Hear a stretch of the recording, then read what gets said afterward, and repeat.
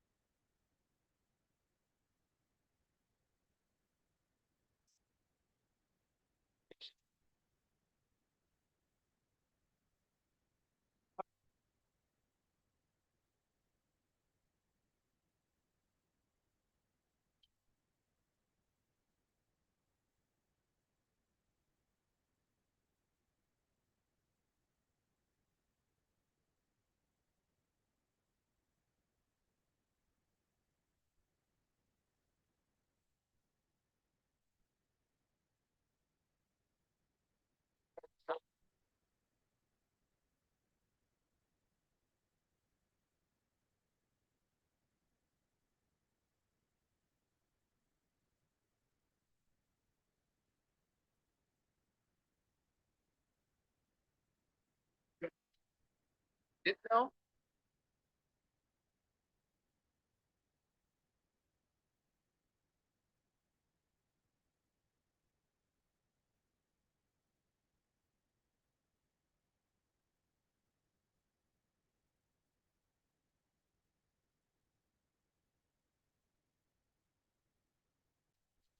The long one.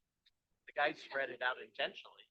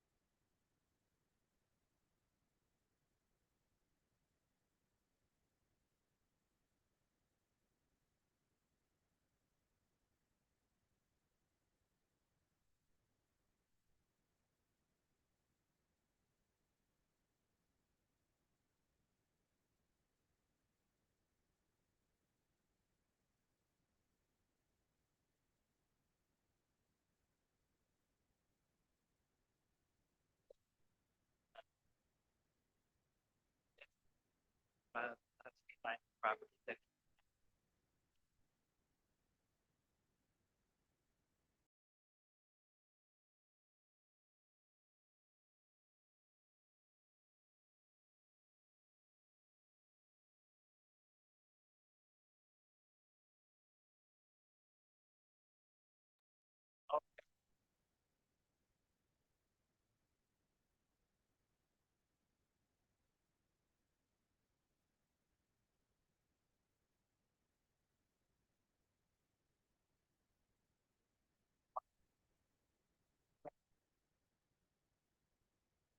Yes.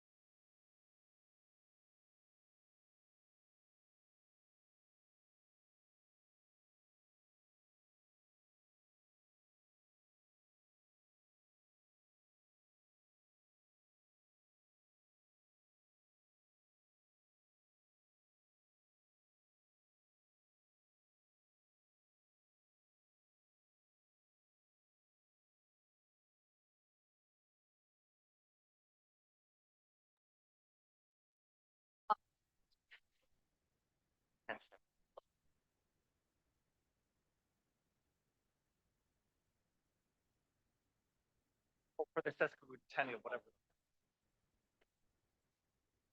Say the name. His decision. All right.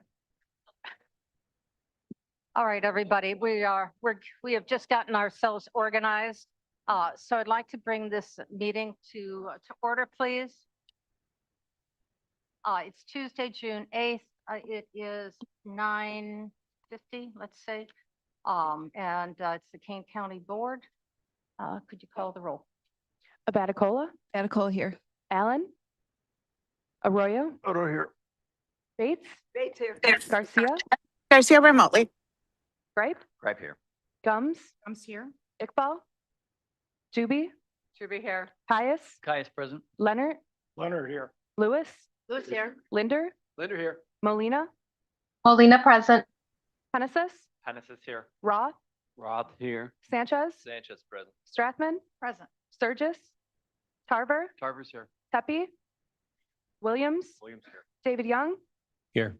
Kim Young. Kim Young here. Pirog. Here. You have a quorum in the room.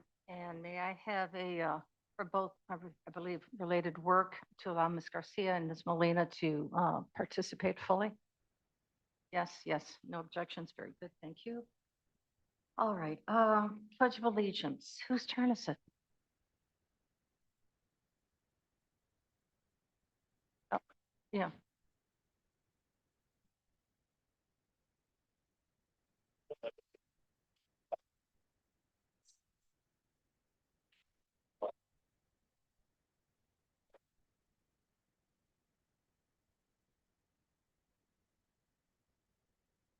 Then you are lucky to do the invocation. No?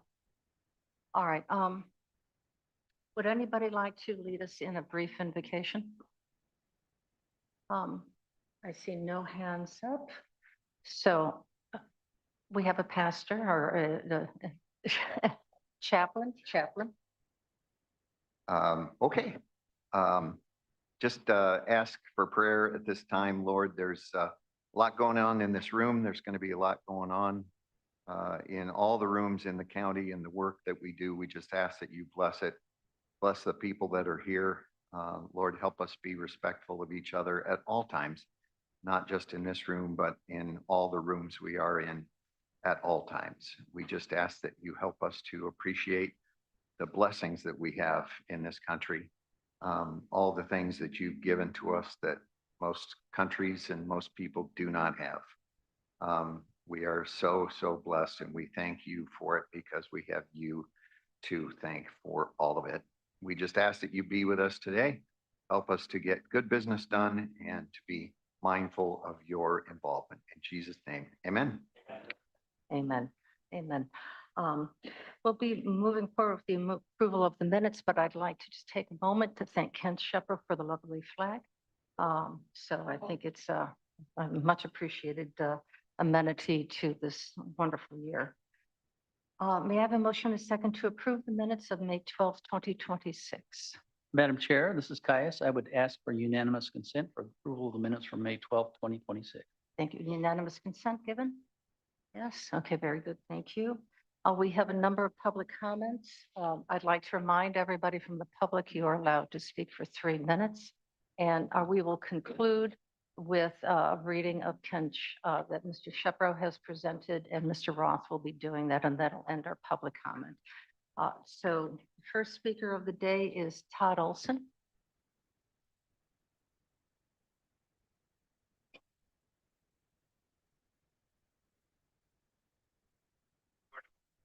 Good morning.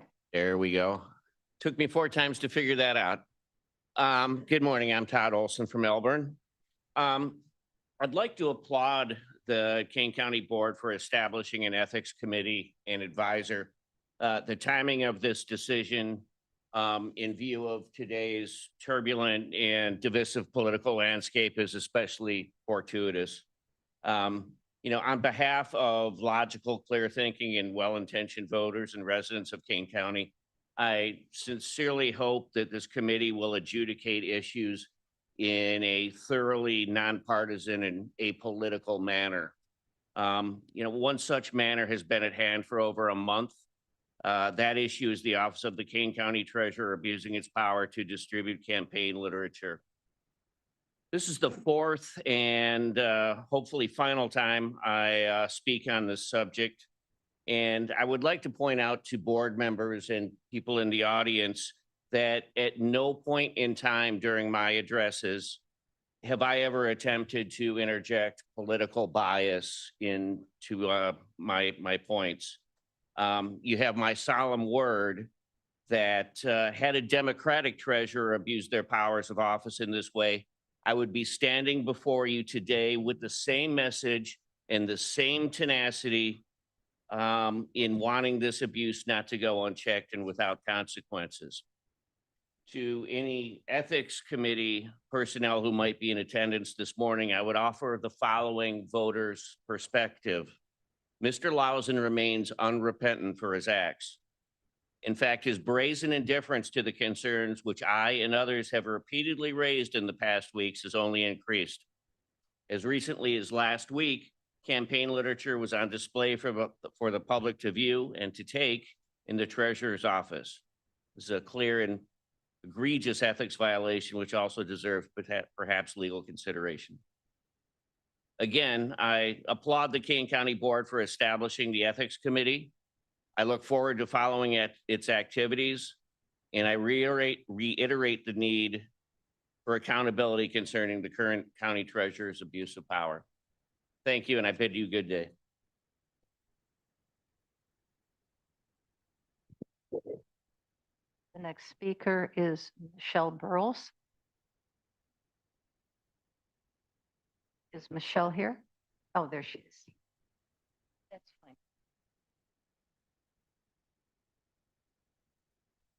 fine. Morning.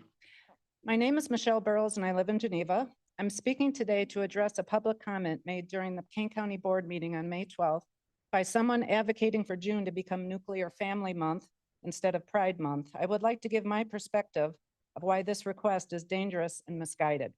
As the mother of a gay son, I can assure you that all those in the community want is to be treated like anybody else. As little as 60 years ago, being exposed as a member of the community was a crime. So they stayed in the closet. Many took their own lives. This still happens today, albeit much less frequently because of the progress that's been made. But today, because a loud, ill-informed minority are uncomfortable around gay people or for religious reasons, feel we need to go back in time and punish others who have done no harm to them at all. I believe the people of Kane County are genuinely fine with Pride Month, and I'm willing to bet if you took a vote of all citizens whether Kane County should replace Pride Month with Nuclear Family Month, Pride would win hands down.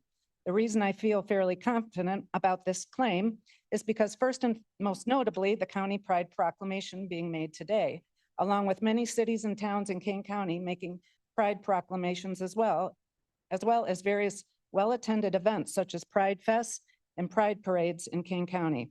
But again, a loud minority wants to dehumanize the community because they feel uncomfortable. So they try to force their will over the majority. The commenter said the reason why June needs to be changed to Nuclear Family Month is to promote marriage and having children because young people aren't having as many children right now.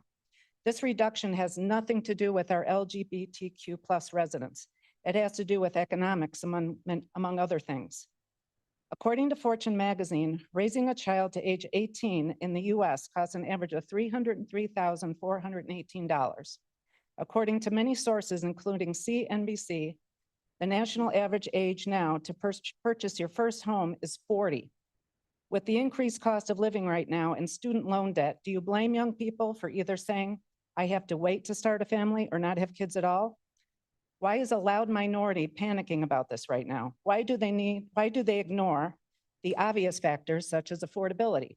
Because they need a scapegoat and a reason to dehumanize the gay community, all because they refuse to open their minds and hearts. I conclude with this, and I can say this with confidence because I experienced it. My son is gay. I knew since he was 3 years old. He was born that way. It's not a choice. Being trans is not a choice, but being hateful is a choice. If you are a true patriot, you believe that all people have the right to life, liberty, and the pursuit of happiness. Pride Month is essential to promote that right, and it needs to stay. Thank you.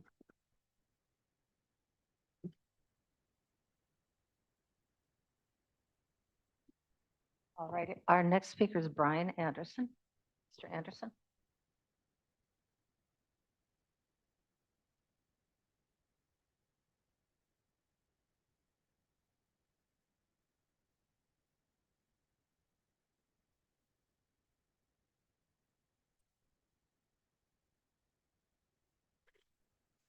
Good morning, Brian Anderson, Sugar Grove.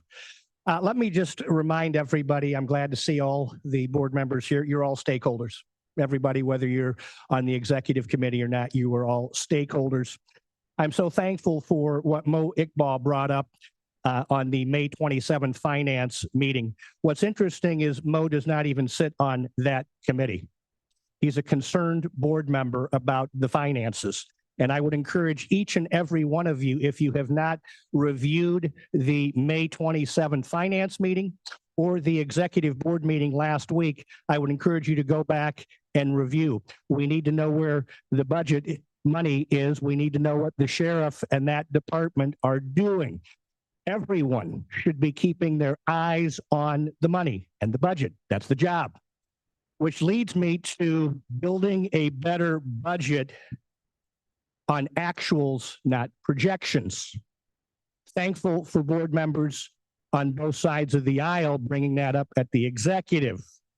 We should not be projecting budgets, forecasts. We should be looking at the data for the actual revenue and expenditures, actuals to date. Obligations and costs. I think, and I'll have to look at my notes here, 130 funds. As I alluded last week at the executive board meeting, I've talked to board members on both sides of the aisle that are confused with where the money is. I think there are 4 locations mandated. That's fine. Let's have those 4 silos mandated for the money. I would encourage this group to start talking about condensing all of the 130 funds down to 1 or 2. We also know that the special reserve fund was voted by Kane County Board, and I'm going to say 2012. You have the authority to move that into the general fund. We should all be looking at one bullseye and one target. I come to meeting after meeting, nobody seems to know where the money is. Lastly, let me take us to Resolution 2616, where it says, whereas we're going to be looking at the 2040 plan. The 2040 plan has Kane County projected at over 800,000 people. That's not where we're at. We're much lower. Even CMAP, that I know Kane County is involved with, is projecting now Kane County at 611,000 residents, much less. We should be reviewing current data, which will then reflect where we spend our money everywhere across the board. Thank you very much.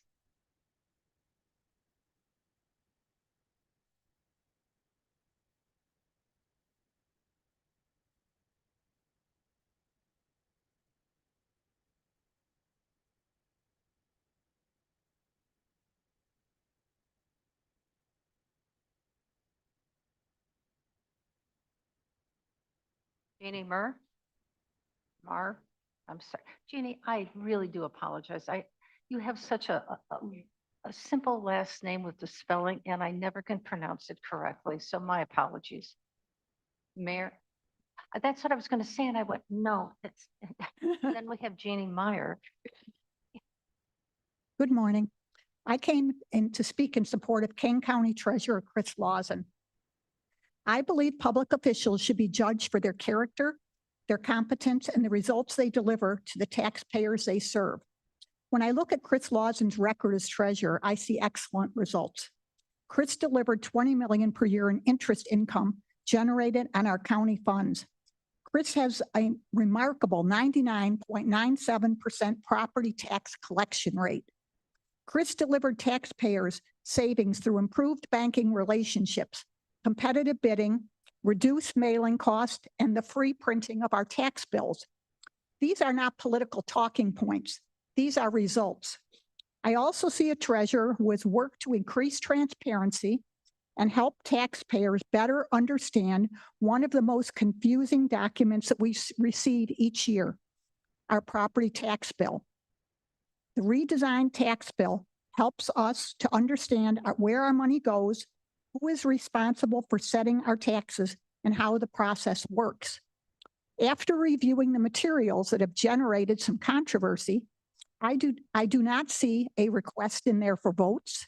I do not see campaign contributions being solicited. I do not see attacks on political opponents. What I do see is information about our property taxes, taxpayer savings, transparency, and the work of the treasurer's office. And if informing taxpayers about those accomplishments is now considered improper, then we are creating a dangerous precedent where public officials are discouraged from telling citizens what government is doing on their behalf. What troubles me most is the message this sends to future leaders. Why would good people run for public office if every accomplishment is twisted into a controversy? If we continue down this path, many of our best and brightest citizens will decide public service is simply not worth the personal cost. And that would be a tremendous loss for Kane County. I would like to say one final fact. Chris Lawson was recently awarded the 2025 CashFest National Leadership Award for Financial Management.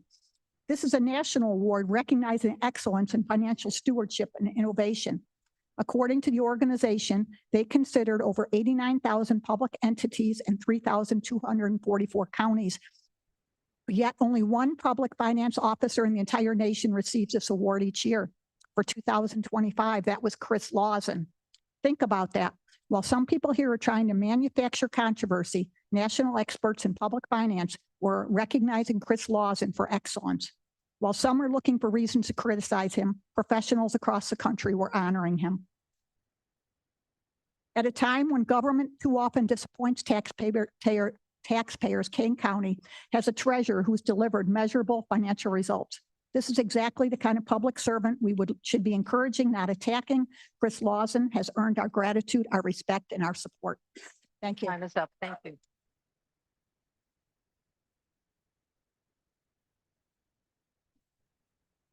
Our next speaker is Wilma Van Argon.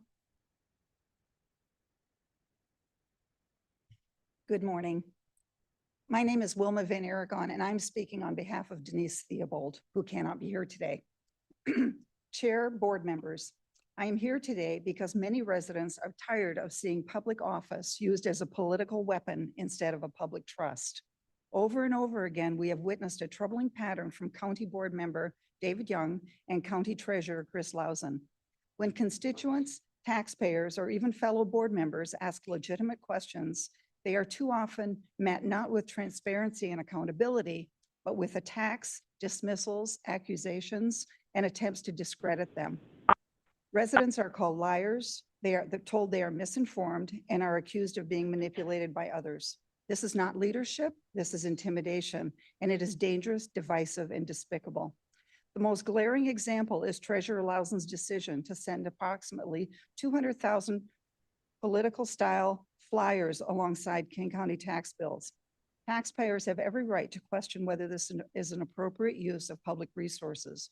Many residents view it as a misuse of taxpayer money and government resources. Yet despite repeated questions, clear and transparent answers have not been provided.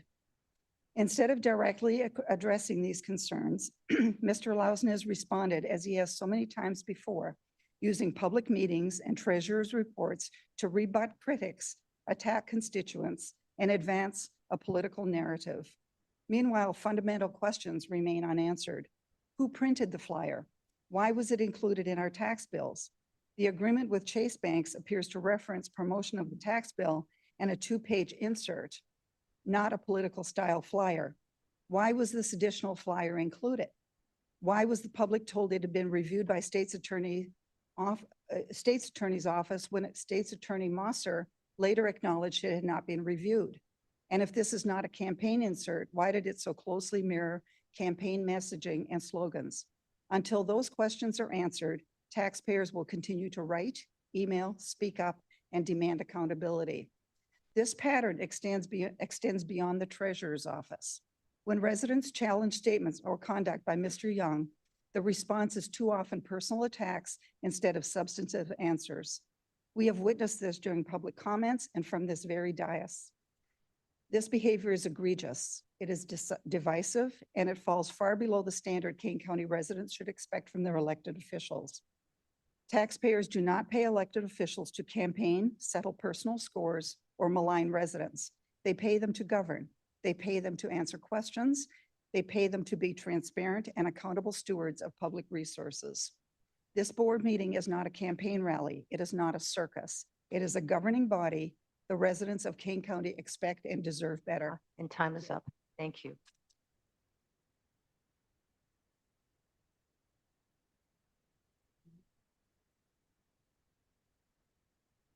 Our next speaker is Paula Merrington.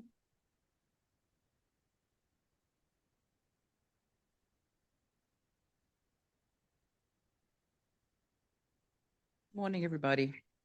My name is Paula Merrington. I've lived in Kane County for 12 years now. I wanted to take a moment to encourage all board members to vote in support of the Pride Month proclamation for the month of June. Such a proclamation causes no harm. It does not take anything away from anyone in the community. By officially adopting such a proclamation, the county sends a direct message to the LGBTQIA+ residents, youth, and families in the community that they are seen, they are safe, they are valued, and that they belong in our community. It sends a message to visitors, tourists, and folks looking to move to Kane County and bring their dollars with them, that we are a welcoming and inclusive community. I'm proud to live in a county that in this proclamation states that we value diversity, equity, inclusion, and the dignity of every individual.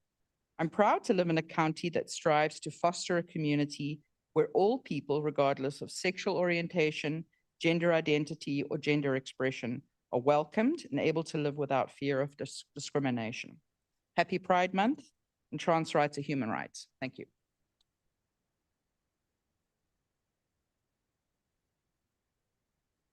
Our next speaker is Sue Sanders.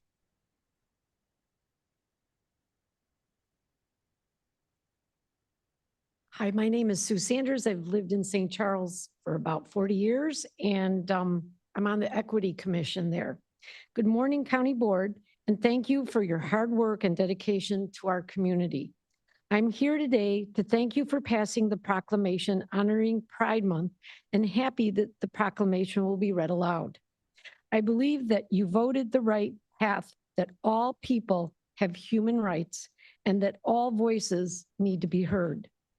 Many neighboring towns are actively celebrating Pride and demonstrating their visible support of the LGBTQ+ community. Cities like Geneva, Batavia, Elgin, Aurora, and St. Charles have established local events to ensure the residents feel safe, valued, and welcome. The individuals of this community are wonderful people who pay taxes, shop locally, and contribute meaningfully to the fabric of our towns. Yet they still face times when they feel marginalized and threatened. As elected officials, it is your responsibility to listen to what your constituents are asking for. Today, they are simply asking for you to be an ally to the Pride community. Thank you for doing the right thing.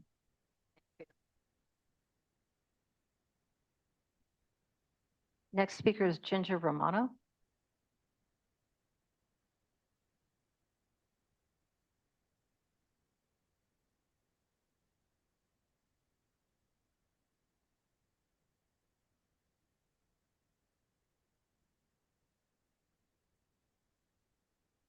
Good morning.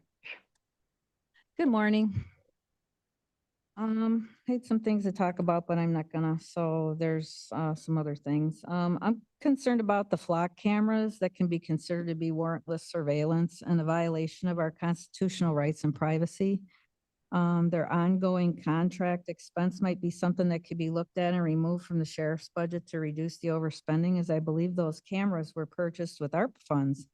without regard to how they were going to continue paying the ongoing contract fees and the purchase of more cameras.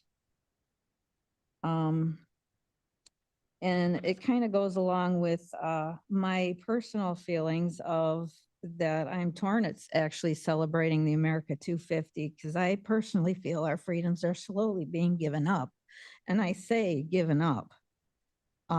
People are just too busy to pay attention to what's going on with our local and state governments, even federal. I see crazy laws being passed that continue to squash our freedoms. We need to go back to our Constitution, teach them in the schools, study them, and we will find that we are giving up our unalienable rights and freedoms. We need to go back to being a constitutional republic. And there was a quote by Ben Franklin that when someone questioned what kind of a government the Constitutional Convention had created was, Ben Franklin said, a republic if you can keep it. Thank you.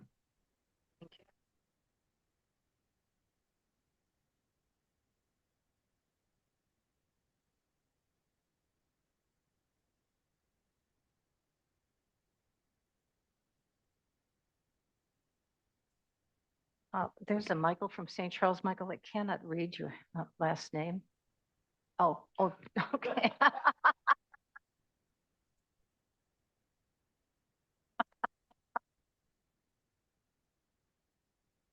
That's very funny.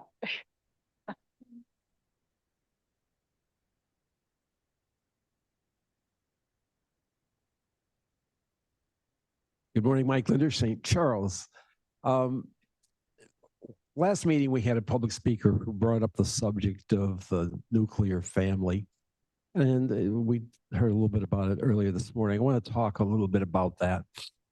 I grew up in St. Charles, as did my parents. I had two parents at home. I had a sister. We had a nice little house, one car, one TV. We went to the public schools here. Did all those normal sorts of things. I went on to college, first person in my family to graduate from college. I had a number of careers, the last of which was in public education. Along the line, I've run for and been elected to 2 different public offices. I'm a tax-paying citizen. I'm a pretty normal guy. It was a nuclear family, mom and dad, sister and brother, one car, a house. And I'm the gay kid that came out of that nuclear family. And I keep saying nuclear, it's nuclear. The idea that being LGBTQ or having a pride proclamation is contrary to the concept of nuclear family is upside down. LGBT people have tried to form families. You know, we now have legitimate marriage among same-sex partners, and that they adopt children or they go through in vitro fertilization or whatever, to have a child, to raise a family. And it's just, there's not a dichotomy here between LGBTQ and nuclear families. We're people just like everybody else. And we deserve to be treated just like everybody else. Thank you.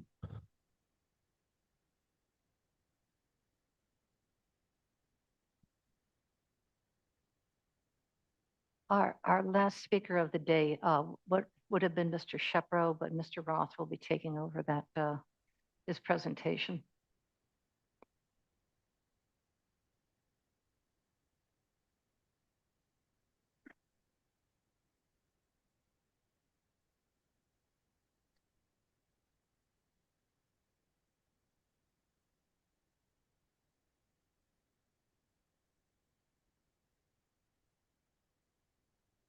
My name is Bill Roth, and Madam Chair asked me to read Ken's letter he had put together for today.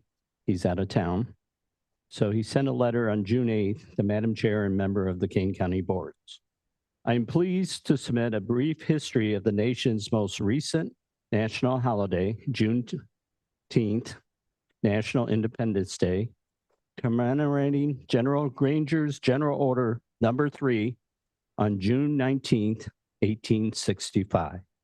The final enforcement of the Emancipation Proclamation, bringing freedom to the previously enslaved people of Galveston, Texas. And it's on your faithfully, Ken C. Shepro, Kane County Local History. So here's some of the history that Ken did research on. President Abraham Lincoln issued his Emancipation Proclamation on September 22nd, 1862, following the Union victory at the Battle of Antietam, the bloodiest day in American history. It declared on the first day of January 1863, all persons held as slaves within a state or designated part of a state, the people whereof shall then be in rebellion against the Union states, shall be then therefore and forever free. But Lincoln's majestic phrase, immediate effect, was that not one slave actually obtained freedom by its terms. The state of Missouri, Kentucky, Maryland, and Delaware were exempt from its reach, as were many parishes in Louisiana. Many regard the proclamation as an act of desperation in the face of Union defeat.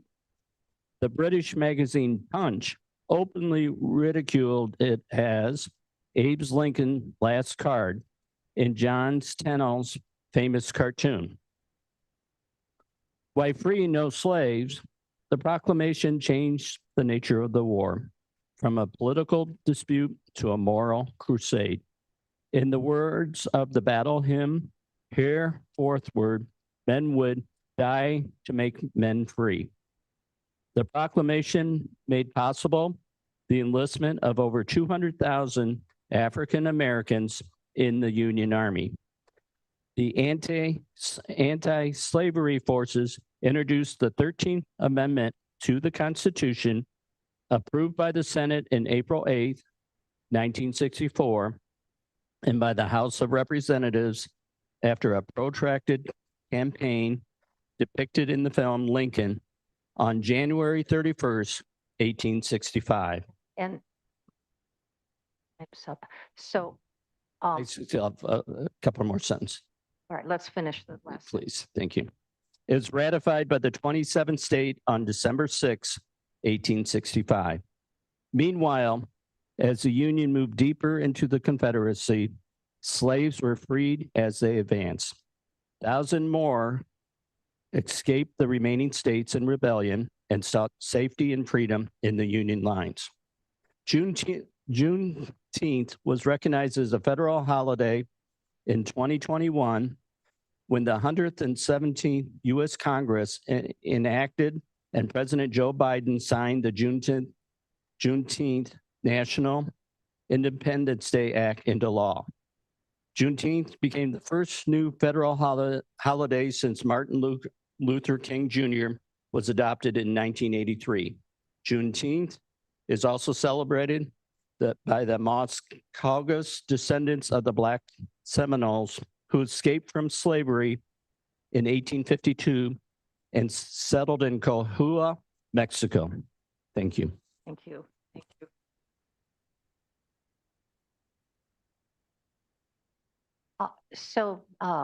Didn't get a chance to read the whole thing. We'll have that sent out to you so you can have it and share it with your constituents if you so choose. It's an important holiday that needs to be recognized. It is theoretically the end of the Civil War with that last bit of freedom that was proclaimed when this, I think, we're still fighting. Okay. So that concludes our public comment. I'd like to thank all the speakers for taking your time and your thoughts to present to us today. We hear your words and we appreciate you having the ability to come up here and say them. All right, Chairman's comments. We have a long agenda, so we'll be brief today with our Chairman's comments, but nonetheless incredibly important. The first one is recognizing June 2026 as Gun Violence Awareness Month, and June 5th is Gun Violence Awareness Day. Now, this is going to be presented by Mr. Tarver, Steve McHugh, and Kane County Health Department Gun Violence Prevention Specialist Elizabeth Nunes, excuse me. I read today briefly that before we begin, to put this in perspective, apparently for last 2024, I believe that's the correct date, that there were 20 murders, killings, homicides in Kane County through weapons, through guns. 12 of those were children. 12 of our children died because of guns. So this is kind of put it in when I read that today, and that was presented St. Charles proclamation. I think it puts it in proper perspective for Mr. Tarver. Please, Mr. Tarver, if you could read this, I'd appreciate it. Thank you, Madam Chair. As you said, recognizing June 2026 as Gun Violence Awareness Month and June 5th as Gun Violence Awareness Day. Whereas National Gun Violence Awareness Month and National Gun Violence Awareness Day honor the lives lost to gun violence, support survivors and families impacted by tragedy, and promote education, awareness, and community action to build safer communities. And whereas according to the Violence Policy Center and One Aim Illinois, gun deaths in Illinois surpassed motor vehicle deaths in 2024, underscoring the significant impact of firearm-related injuries and fatalities across the state. And whereas the highest rate of non-fatal firearm injuries in Illinois occurred among individuals ages 20 to 29, followed by youth ages 10 to 19. And whereas according to the Kane County Coroner's Office, Kane County recorded 7 gun-related homicides, 12 firearm-related suicides, and 1 accidental shooting death in 2024, reflecting an overall decline in gun-related deaths compared to 2022 and 2023. And whereas the Kane County Health Department continues to work to prevent firearm injuries and deaths by distributing free gun locks and recently more than 250 gun safes to households while supporting violence prevention initiatives such as Project Safe Aurora. And whereas the Kane County Sheriff's Office works diligently to keep illegal firearms off the streets and enhance public safety, and the Kane County State's Attorney's Office rigorously prosecutes individuals responsible for gun-related violence.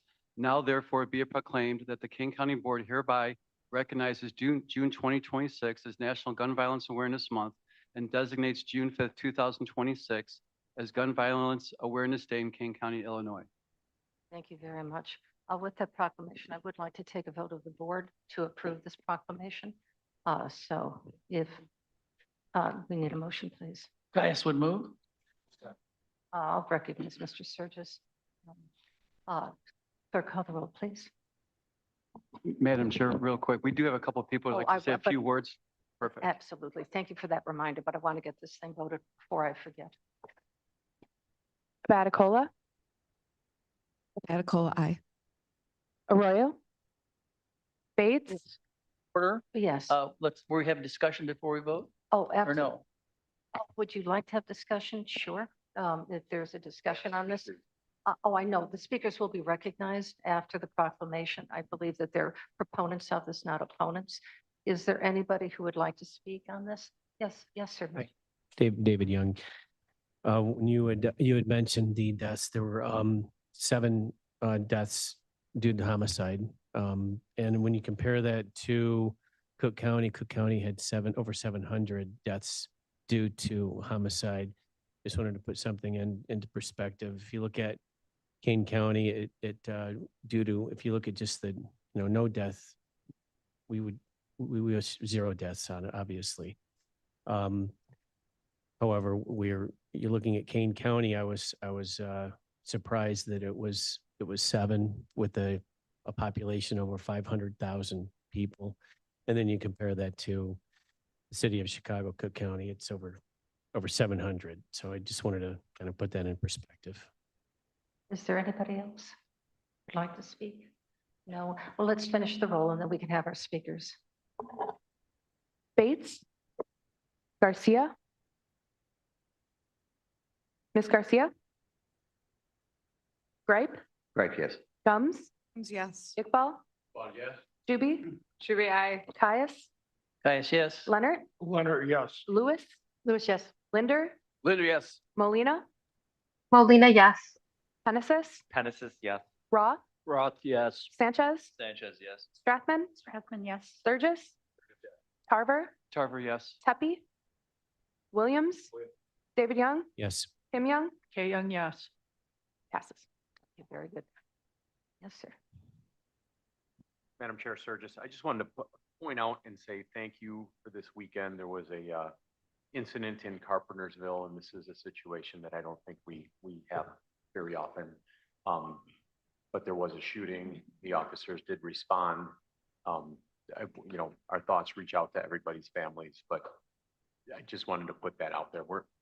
We're not done yet with this. And I know at executive, I had made mention for the health department and how much we appreciated the gun safes last year. And then to have this happen on the, you know, this weekend on the eve of today's meeting, just resonates a little bit for me. Right. And to follow Mr. Young's comments, I totally agree.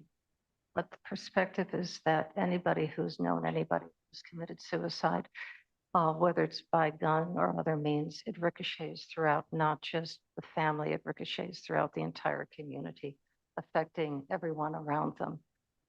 As we just heard with Carpentersville, we feel the family's pain, we feel their sadness. And yeah, whether it's 700 or one, it impacts our communities and our children. And I can speak at that firsthand. Yeah, true. All right, so let's get to our speakers. We have Steve McHugh.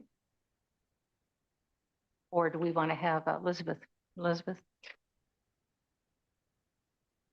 microphone. Hello, my name is Elizabeth. I'm from Aurora. I'm the violence prevention specialist at the Kane County Health Department and leader for Project Safe Aurora. And I'm Steve McHugh from Geneva. Steve, can you pick up the microphone? Just hold it like you're Too tall, huh? yeah. Steve McHugh from Geneva, the Kane and Kendall County lead and former state's co-lead for Be Smart Secure Storage Education. Thank you, Mr. Tarver, Madam Chair and County Board for proposing and now passing this proclamation to honor the victims of gun violence and those working every day to prevent more. So why pass this when Kane County has much lower gun violence rates than both the state and national averages? In 2024, there were 20 gun-related deaths across our entire county. This number is only equal to the number of children killed in just a few minutes in Sandy Hook Elementary School in 2012, and fewer than the 26 total lives lost there that day. In our opinion, and as Madam Chair had said, one firearm death or injury in our county is one too many, and every life lost deserves to be honored regardless of the statistics. Larger tragedy can happen anywhere, which is why, as this proclamation states, this is also an opportunity to recognize and thank the people who work hard to prevent it. Among many others, we would like to thank Sheriff Haynes' office, the mayors, police departments, and safety committees across our communities. State's Attorney Mosser's office, Coroner Silva's office, the Kane County Health Department, the Kane County Suicide Prevention Task Force, and gun shop owners such as John Kara Theodore of Blink Firearms in Geneva, who strongly advocate for firearm safety. In addition, one example of that prevention work is Project Safe Aurora. It's a community-focused gun violence prevention coalition, which started in 2023. We have collaborated over 25 different community organizations spanning from law enforcement, youth development, education, mental health, domestic violence, and more. We share a vision of fostering awareness of safe firearm storage, connecting residents to vital resources, and strengthening community trust through innovative strategies. Through our Community Safety Action Plan, we are addressing the root cause of violence by partnering with East Aurora School District and launching a citywide resource campaign that connects people to local support, including expanding access to secure firearm storage. The Kane County Health Department, with help from our community partners, have distributed 1,250 free biometric gun safes and over 3,000 free gun locks countywide. Yet we've reached only about 6% of Kane County's estimated 68,000 gun-owning households. There is still more work to be done. The community is already leading the way. We hope, which thank you to recognizing gun violence awareness now, but I'm glad that the board is able to join everybody today by passing the proclamation, honoring those we have lost and standing with the people working every day to prevent future loss. Thank you.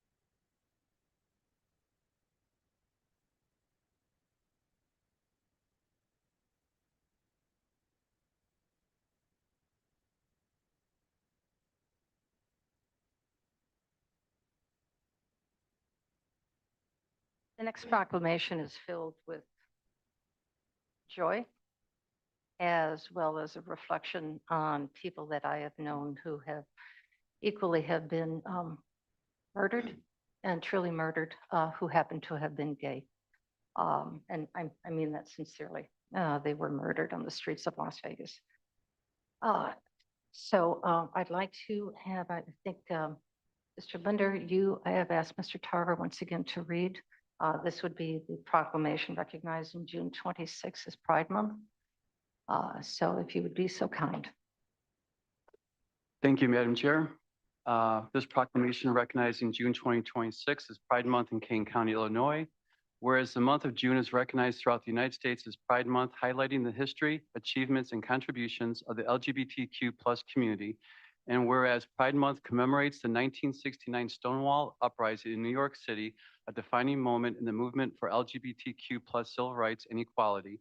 And whereas the state of Illinois has played an important role in advancing LGBTQ+ rights and inclusion, including hosting one of the nation's first Pride parades in 1970 and supporting expanded civil rights protections and marriage equality. And whereas the Kane County values diversity, equity, inclusion, and the dignity of every individual and strives to foster a community where all people, regardless of sexual orientation, gender identity, or gender expression, are welcomed and able to live without fear of discrimination. And whereas organizations including Belong Fox Valley, Elgin Pride, and Aurora Pride continue to provide support, advocacy, and opportunities for connection for LGBTQ+ residents throughout Kane County.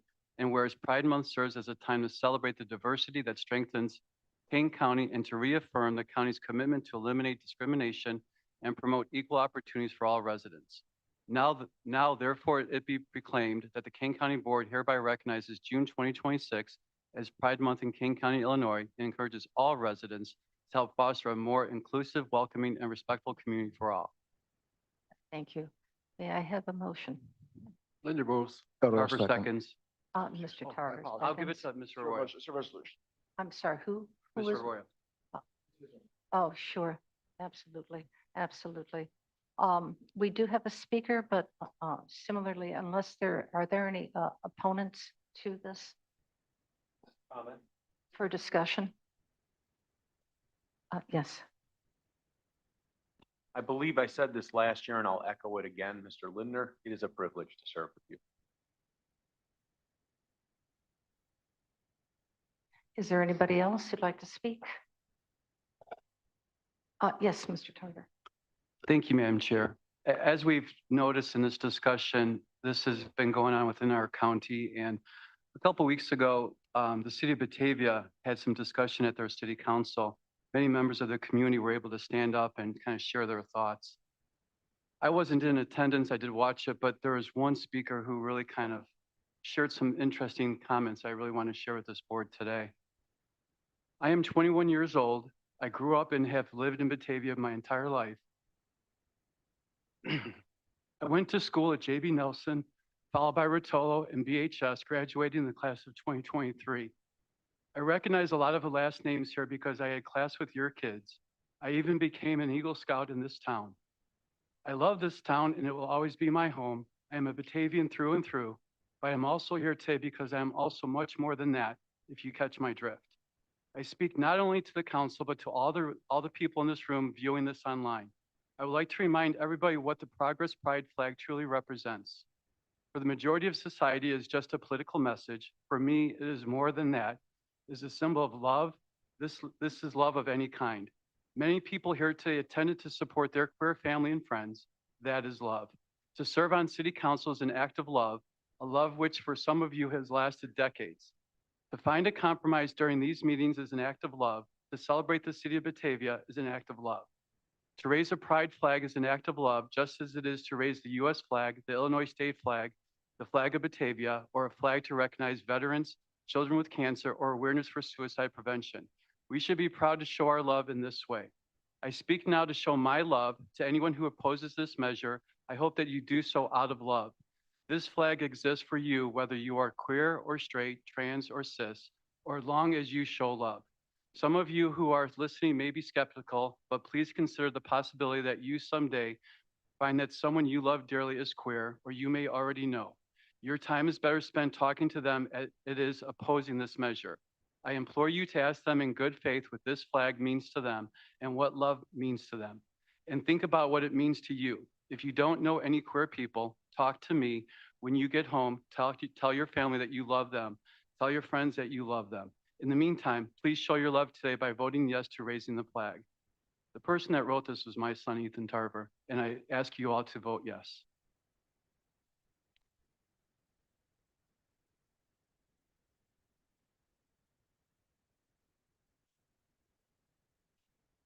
Bill, there was a sense of tenderness in your voice.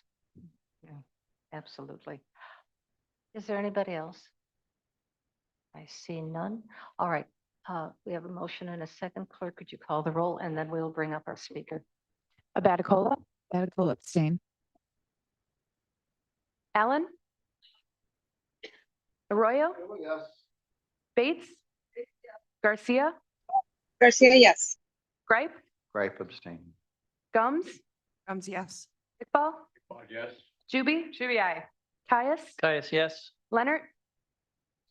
Lewis. Lewis, yes. Linder. Linder, yes. Molina. Molina, yes. Hennessis. Hennessis, yes. Roth. Roth, no. Sanchez. Sanchez, yes. Strathman. Yes. Sturgis. Tarver. Tarver, yes. Pepe. Williams. David Young. No. Kim Young. Yes. Kim Young, yes. All right, passes. 2 abstain, 2 no. Thank you very much.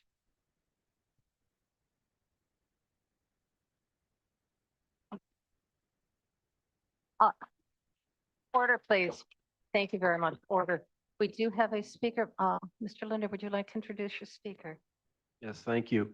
Each year when we do this, we recognize people from one of the groups that they're supportive of LGBTQ plus people. This year, I introduced Mr. Travis Hooker, retired Elgin police officer who is the founder and current president of Elgin Pride and just got done hosting a big, fabulous parade.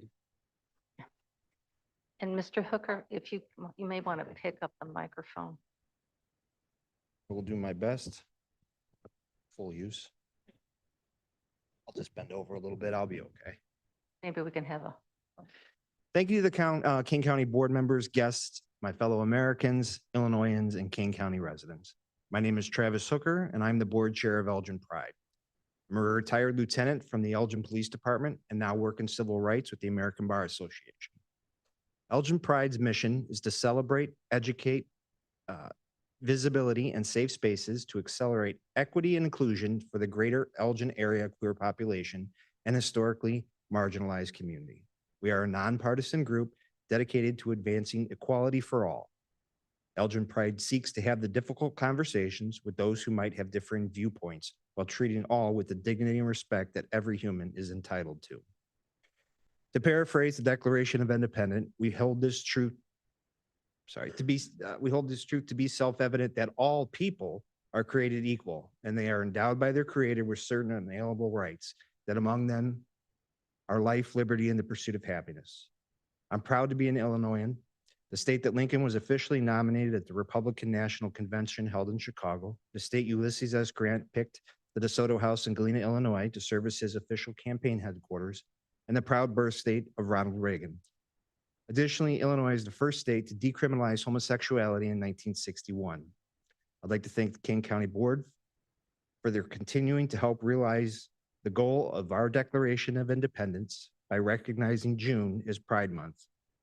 In passing this proclamation, those elected to the Kane County Board work to uphold and secure the Constitution of the United States and the tenets that we, the people of the United States, in order to form a more perfect union, establish justice, ensure domestic tranquility, provide for the common defense, promote the general welfare, and secure the blessings of liberty to ourselves and our prosperity. Thank you, and I hope all can have a safe and fun June Pride Month. Thank you very much.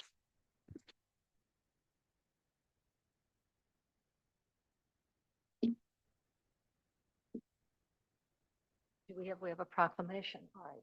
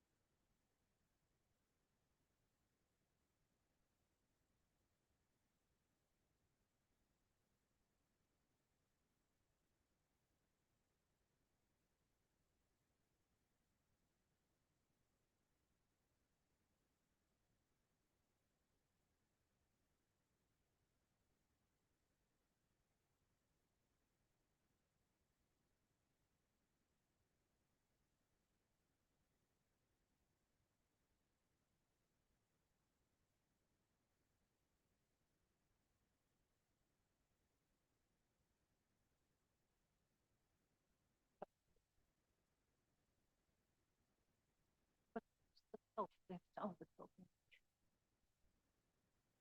Hold on. Right, this seamstress. I just would like to congratulate the board for passing both of those, and I appreciate the opponent's viewpoints.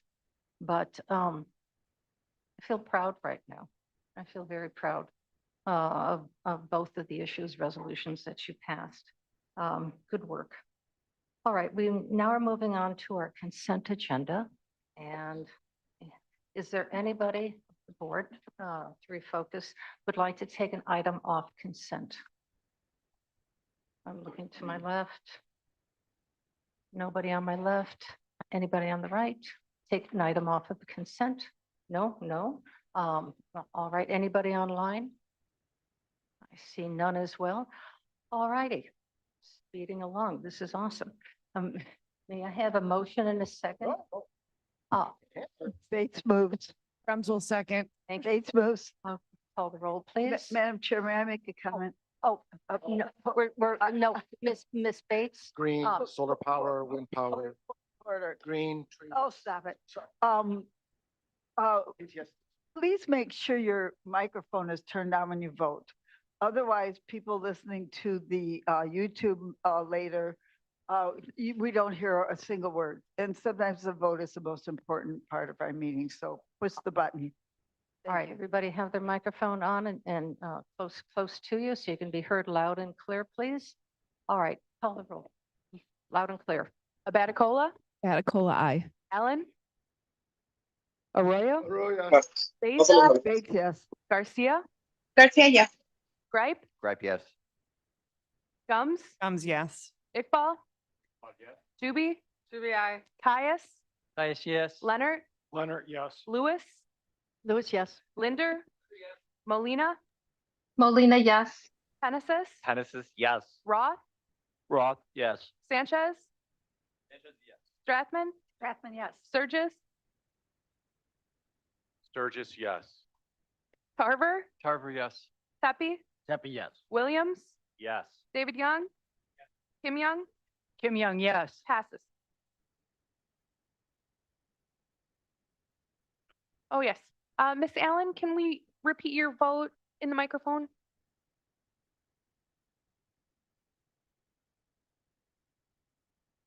Yes. Louder, please. Yes. I'm not here and I can't hear you. Good morning. Aye.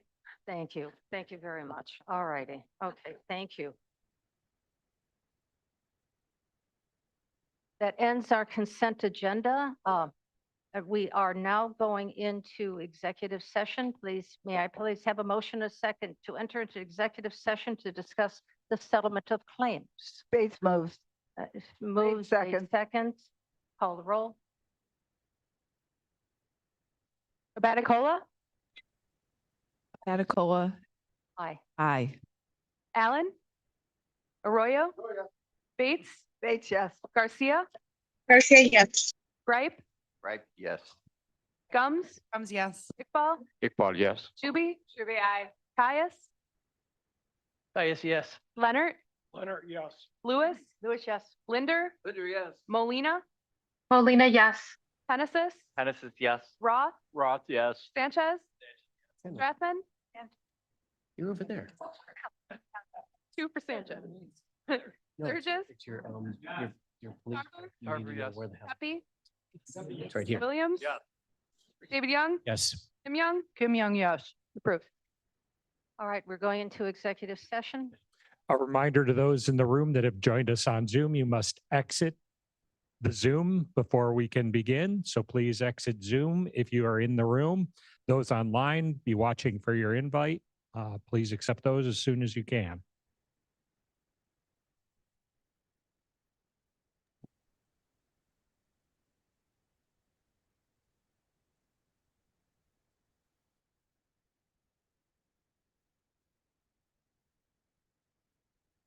Anyone online hearing my voice that feels they should be in this closed session?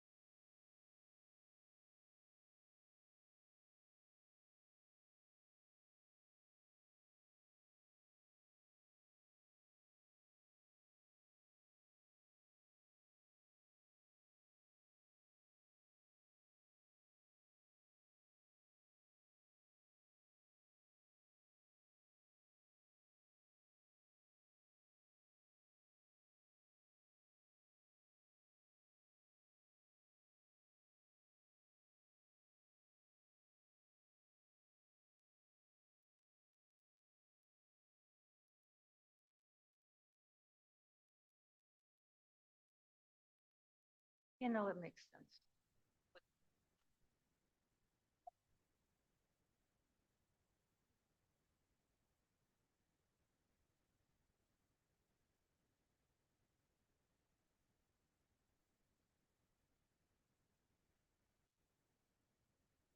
You use the tools you have available.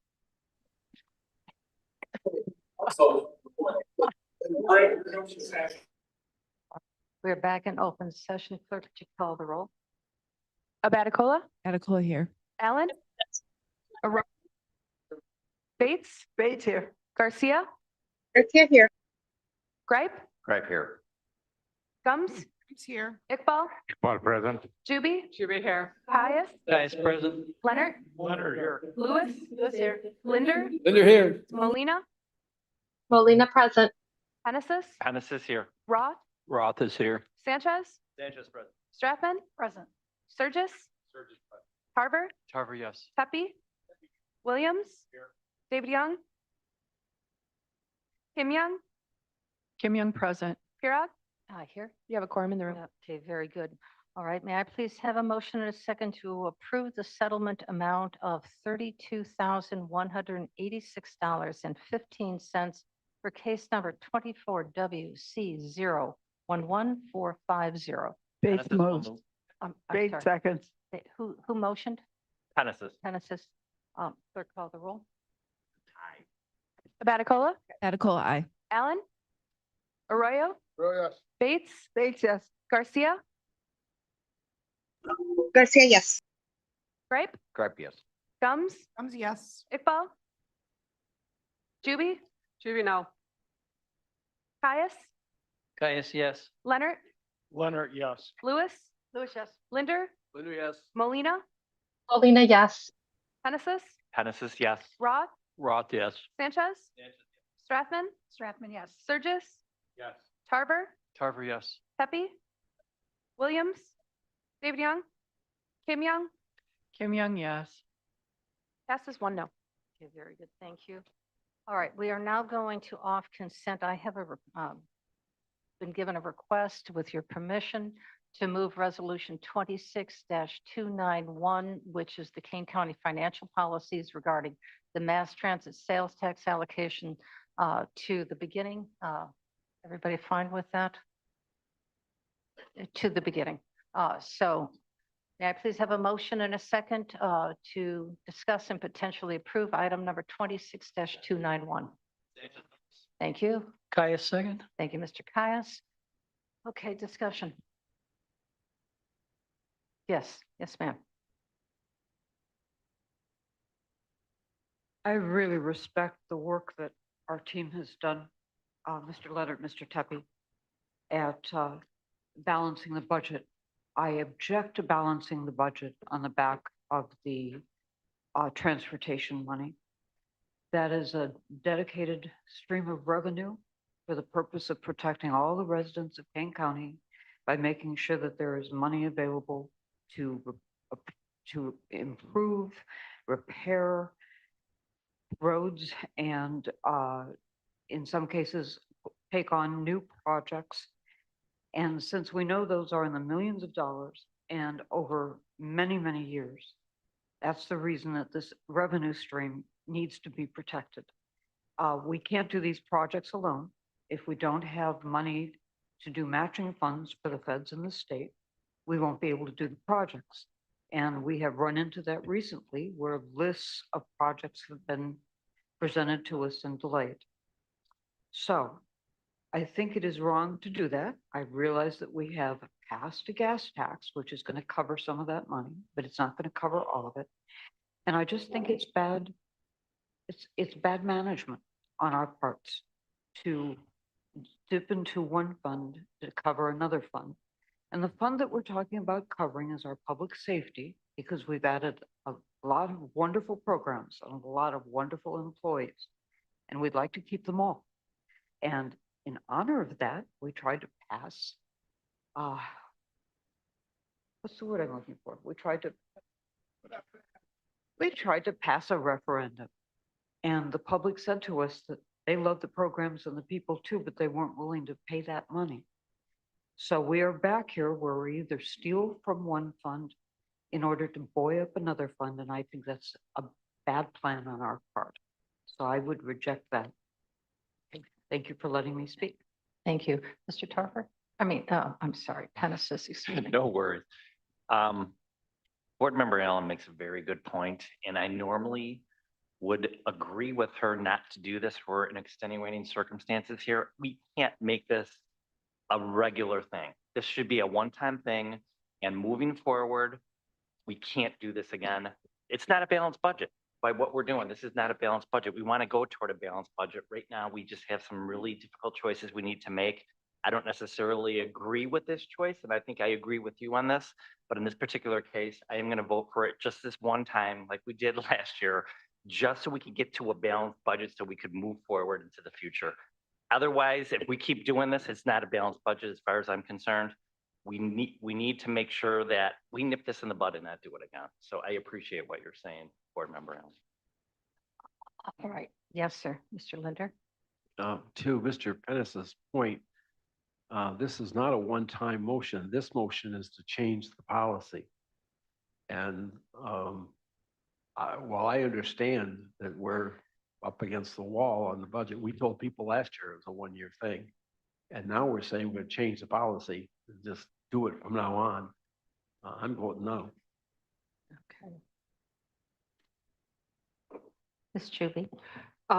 Again, I wanted to echo, because I think Mr. Pennis has misunderstood what the resolution said, but I had made the commitment last year to my constituents that I would do this as a one-year only, robbing Peter to pay Paul, so I will not be supporting it again. Okay. Yes.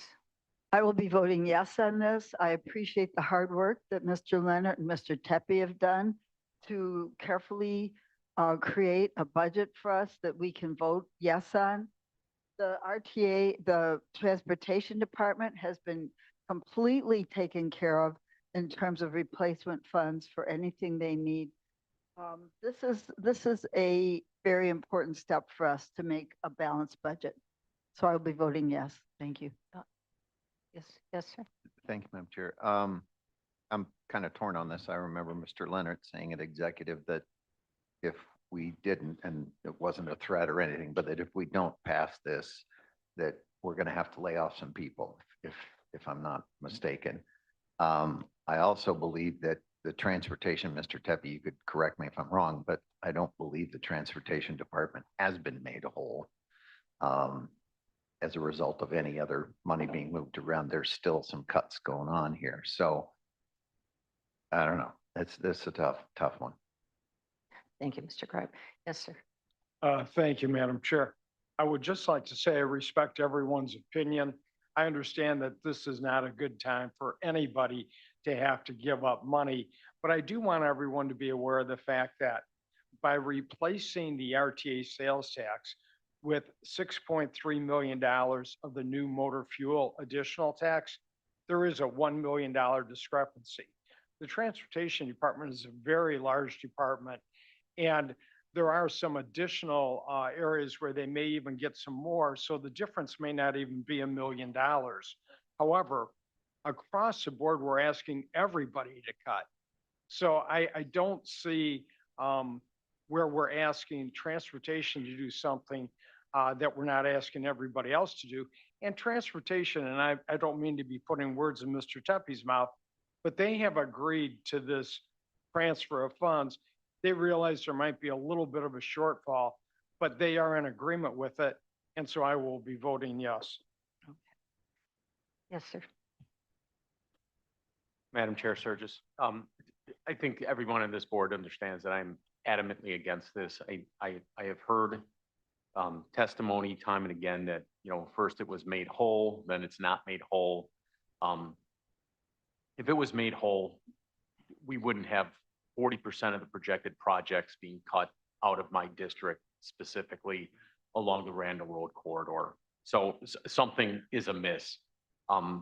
We raised taxes $7 million. We shoveled that money from this bucket into that bucket. Ted, this wasn't a one-time. We're being asked to change things and make this multiple. We are shifting the way we've done business. I'm not suggesting that's good or bad. I'm just suggesting that it is absolutely impacting us. I think the list, Mike is or was here, I think the list is about 16 or 17 items long. 6, 7 of those were coming specifically from my district. There is a shortfall there. I understand that. I'm a hard no on this. Mr. Sanchez. Thank you, Madam Chair. I was just going to say, Mr. Zakozik kind of approached, and I wonder if maybe he has a little extra light he can shine on this. I situation just for saw us. him approach. I didn't know if you had a comment, but thank you, Mr. Please, sir, Mike, go ahead. Thanks for the opportunity to address this. Mike, could you get the microphone closer? Get up. Thought my height wouldn't bother this. Um, There you go. Every year we prepare a 5-year program, the TIP, Transportation Improvement Program. For quite a few years, recently, it's identified a deficit out in what we call the multi-year, past the 5 years. As you know, our projects take a long time to go from initiation to construction, unfortunately, but they do. So we had highlighted, in future years that there were if the projects proceeded, there would be a deficit that would have to be addressed. Some of the previous direction was the MFT or the local option gas tax was always going to be an option out there to help with that. Obviously, the county overall has some different challenges right now with respect to looking at revenues. Over the years, the share of the RTA sales tax that transportation has received has declined. It was at 80 or 85% half a dozen or so years ago, a few years ago, and then it dropped to 75 and then the 50% last year. So there has been lost revenues or a change in revenues over time. One of the struggles for us going forward with the gas tax versus the RTA sales tax is the RTA sales tax is always in place. Sales tax grows with the economy, grows with how things are going. The long-term projections for MFT are basically flat to declining because of other good things, increased gas efficiency in cars, EVs, things like that. So we still look at the gas tax, the local option gas tax, as a flat to slightly declining revenue source in the future. So we're left with this. What do we do? We had a public meeting a couple weeks ago about the Fabian at 31 project that's in phase 1 engineering. That's going to be a very expensive project to fix. We can't even start looking for grants, federal funds, until we have some assurance that we'll have the local funds to match those. So we're kind of stuck there. We can't even wrap up the phase 1 without, as part of that report, that project, identifying how we would pay for this going forward. So those are some of the struggles that we're going to have, and we're going to be talking to everybody about, because those projects that are being paused or pulled out of the multi-year, we just don't have the funds to do those. One of the other things is we get a very small amount of money relatively from the property tax levy. We haven't received any increase, any PTEL, anything about that for in excess of, I want to say 15 years. Don't quote me. It's been a long time. Ours have been held flat with any increases gone to the general fund. So it's a small amount of money, but that is something that transportation has that has gone to help the overall. So the department at some point will feel the impact of the declining revenues on projects. And the only thing we can do is not do some projects. So I don't envy you guys. It's a hard spot to be, but we're going to have to look at what we can afford going forward. Are there any other comments? Yes, sir. There we go. Thank you, Madam Chair. We need to keep our eye on the key things that are necessary here. By moving these funds into the general fund, we will have a balanced budget this year. We're not done with it yet. There are a few more glitches that, we need to go through, but we'll have a balanced budget. We cannot continue to tackle reserves. Okay? In addition to that, I'll go on the record from what I've seen and what I believe can happen. I think by continuing this, we'll have a balanced budget capability for the next several years. We will be able to go through a more normal process of budgeting. We'll be able to work with the departments. We won't have major cuts associated with them in the future years, okay? We'll be able to do a much better job of going on and retaining people. If we don't pass this, we don't have the funds to continue to finance out of reserves. That means the only thing we can do is to cut people. So this is a smart move. This is a move that I think is necessary. This will take care of us for the next few years, okay?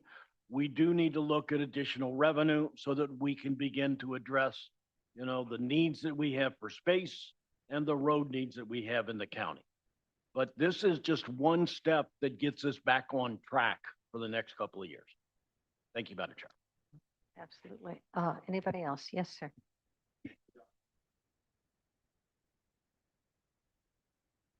I thank Mike for speaking. It cleared a lot of stuff. We were told that this transportation department is drowning in money, and it's not. The projects are being cut. Talking about the balanced budget, we had surplus last year, $8 million. So I think everyone should know.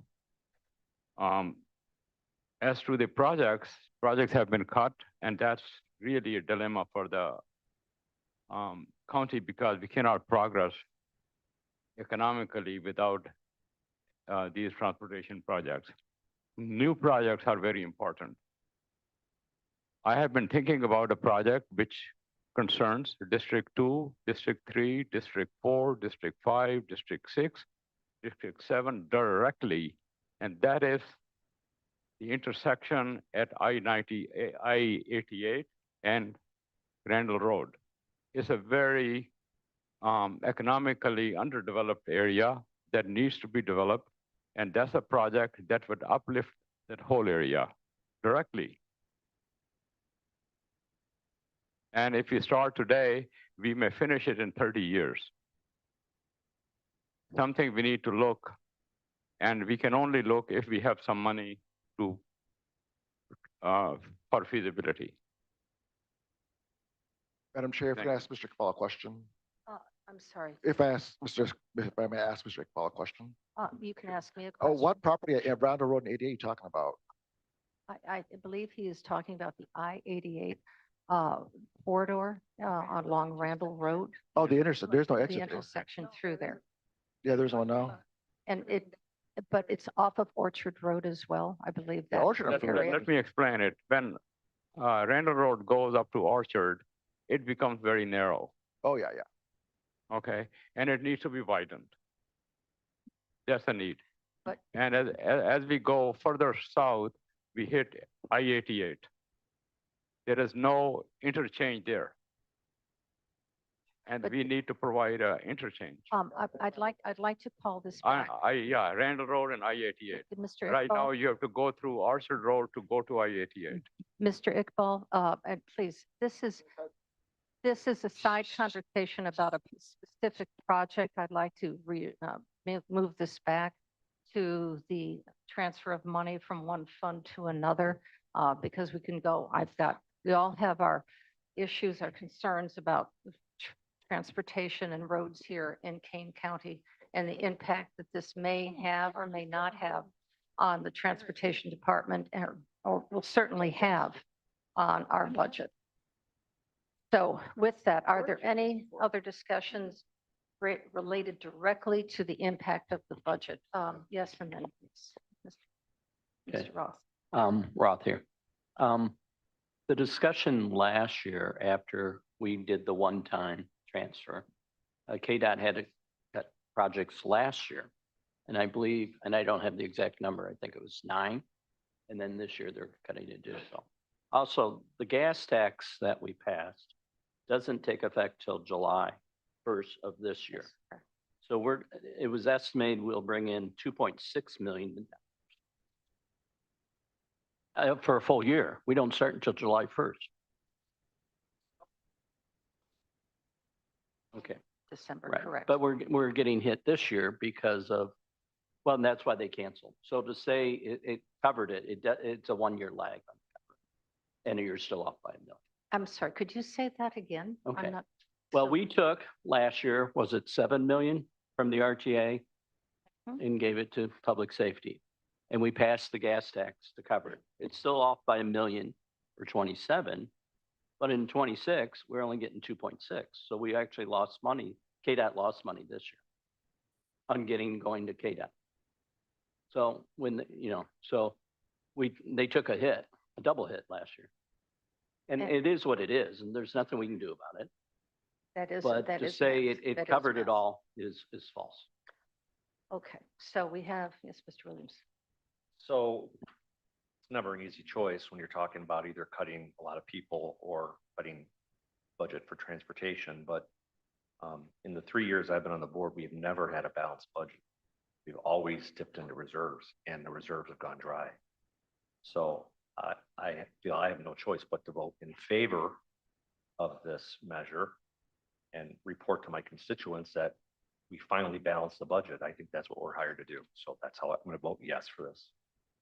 Okay, thank you. Mr. Sanchez? I just wanted to point something out. It's not a matter of opinion.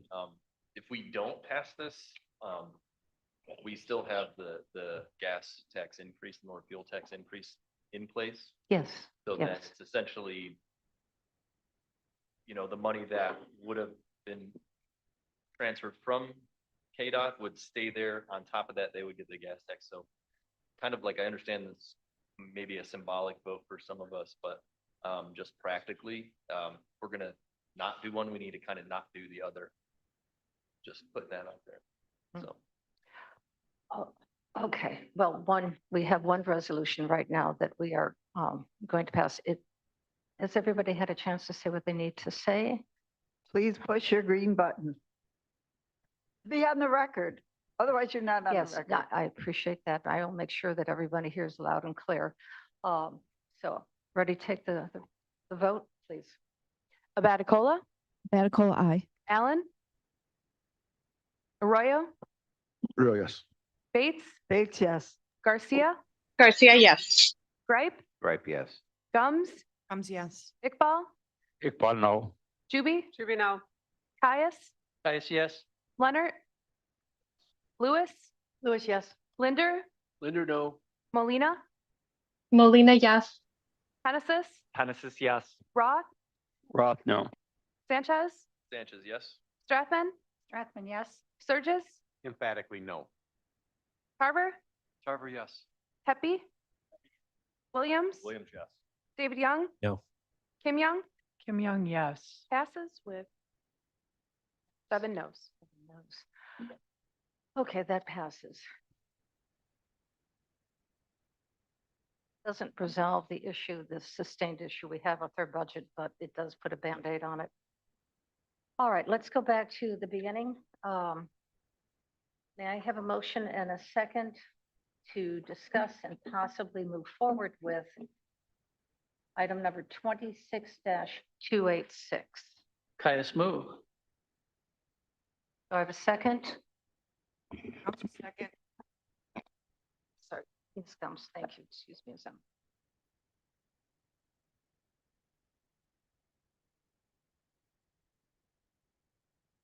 Okay, we have a motion and a second, and this is the appointing of the Kane County Ethics Advisor. Any questions on this discussion? Yes, Ms. Juby. We're being asked to approve an ethics advisor and then 6 other people on the Ethics Commission when we have no information about him whatsoever. There's no resume included on him or anyone else. And I find it difficult to vote without any substantial information. So if you have that and you're passing it out, I would request that we have a few minutes to read it before we're asked to vote.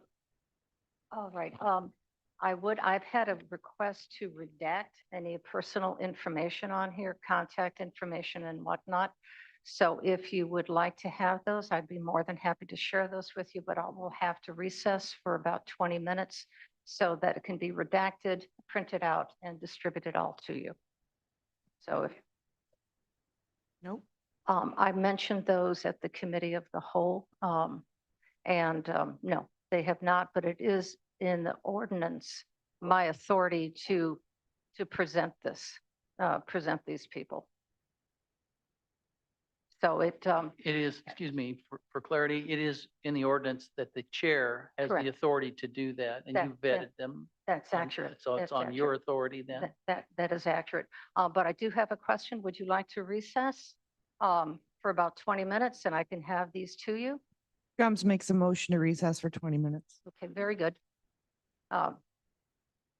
Second, please. Rather than recess, do we have other items that we could be going through while somebody else is doing it? Yeah, we can send it, we can recess this. Excellent idea. So why don't we put this on hold and we'll bring it back? I hope I'm doing Robert's Madam rules. Chair, I have a correct? question. Yes, Ms. Gomes. Before, I might take my motion back. Is this something that we can literally ask them upstairs to print out and bring down while we handle the other business? Yes, we can do this. That's what was just suggested. So if we can do that, we can, Yeah, I'll we can remove move my, on. I'll remove my motion to. All right, so why don't we table this temporarily? And I'll bring it back once these get put through. Yeah, oh, yes. This is 22 dash, or dash 286. And we are also then going to be passing both of them. That'll be two until their return, 26-287 and 26-288. But I do not have the resume for one of the appointees. So 86, 87, and 88, but I do not have resumes for one of the appointments for 288, but it's somebody that you know very well. And you have, many of you have worked with previously. Yes, Mr. Iqbal. Chair. May I have the? There you go. Sure, Okay. yeah. Yeah, Madam Chair, these are important appointments. I would suggest that we move it, or we postpone for a month. No. When you have everything in order. It is in order. I have it right here. I have it right here. So we can get this done relatively quickly. And But I thank you believe for I had that I suggestion. had the motion on that one, right? We have the motion. on and there was a 286. Second. Okay. To So to it- what? Well, I What was the moved that we motion? pass it. I didn't retract it. No. I think Gums said she did, but I think maybe I'm wrong. Point of order on that one, Okay, point of so you information. didn't give the motion. Both have to retract, so it's still in discussion. All right, so we have a motion that is still in order.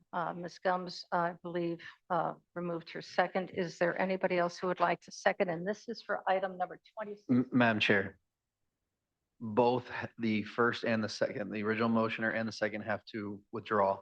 Otherwise, we're still in discussion. Yeah, yes. For 26 dash. What I'm saying is there's no need for a second.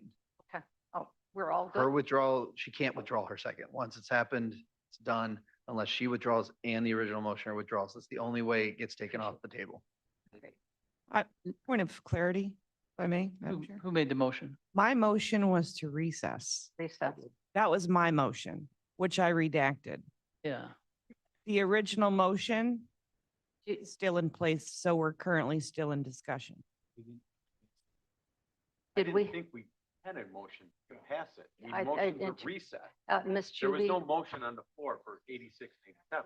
Ms. Juby Recording wanted to see secretary. resumes. Yes, 86, there was a motion and I made it. Is that correct? That's correct. Who did the second to move on 86?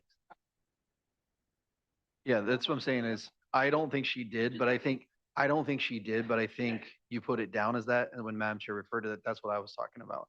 So who do you have down as the original motion for 286? And I have a note as well that says that I did it. Who is your second?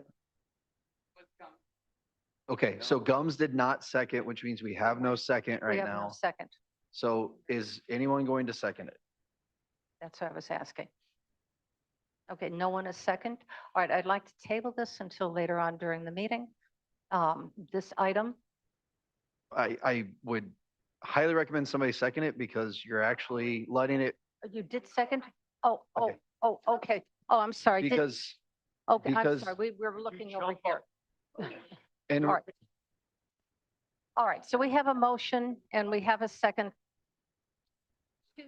26-2, please, ladies and gentlemen, we're going, driving into chaos for something that is relatively easy.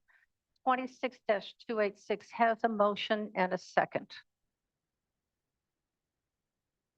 So, and now we have a discussion. Yes, Mr. Linder. I move to table this. Or postpone. A table leaves it on the table for today. We can come back to it. Yes. Second, Okay, we have a motion and a table to move this later on during the meeting. That takes precedence. Clerk, call the roll on the tabling of this item. Okay, Linder moved and Iqbal seconded. The table. Judy second. Linder, Judy. Thank you. All right, Abaticola, Medical, aye. Allen, Arroyo, Bates, Bates, yes.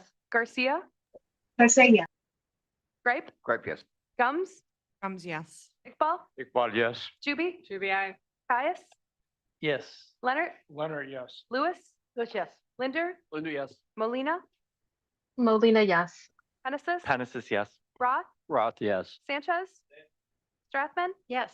Sturgis, Tarver, Tarver, yes. Pepe, Walked out. Williams, Yes. David Young, Yes. Kim Young, Kim Young, yes. approved. All right, I will. What, here. They, we need to go through we have 286, 287, Nope. 288, and 289. That's what I'm trying to raise my hand. You don't need to do all of this. The reason we had to do that was because we had already made a motion a second. Just like any other time, if all of you decide you want to move things around, go ahead. So it looks like 286 or 286, 287, 288, and 289 are all going to be kind of put off for a second. You've already done 291. All right, so we move on to. So you need to move to 290. 290 and then finish those two. Okay, Mr. Roth, could you please come up here and manage the meeting for 290? Because I have one resume. I have everybody's resumes except for a resume that I have to get out of my file. So I will hike upstairs and I will come right down. Sure.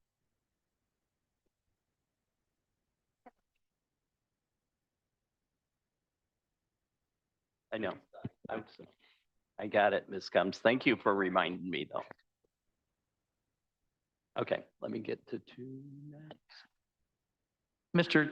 Chairman, as it may be today, run this right now. Well, I'm currently still vice chair. Vice Chair, Yeah. I would move resolution 26-290. I believe it was taken off the consent agenda because Mr. Williams can't vote on it.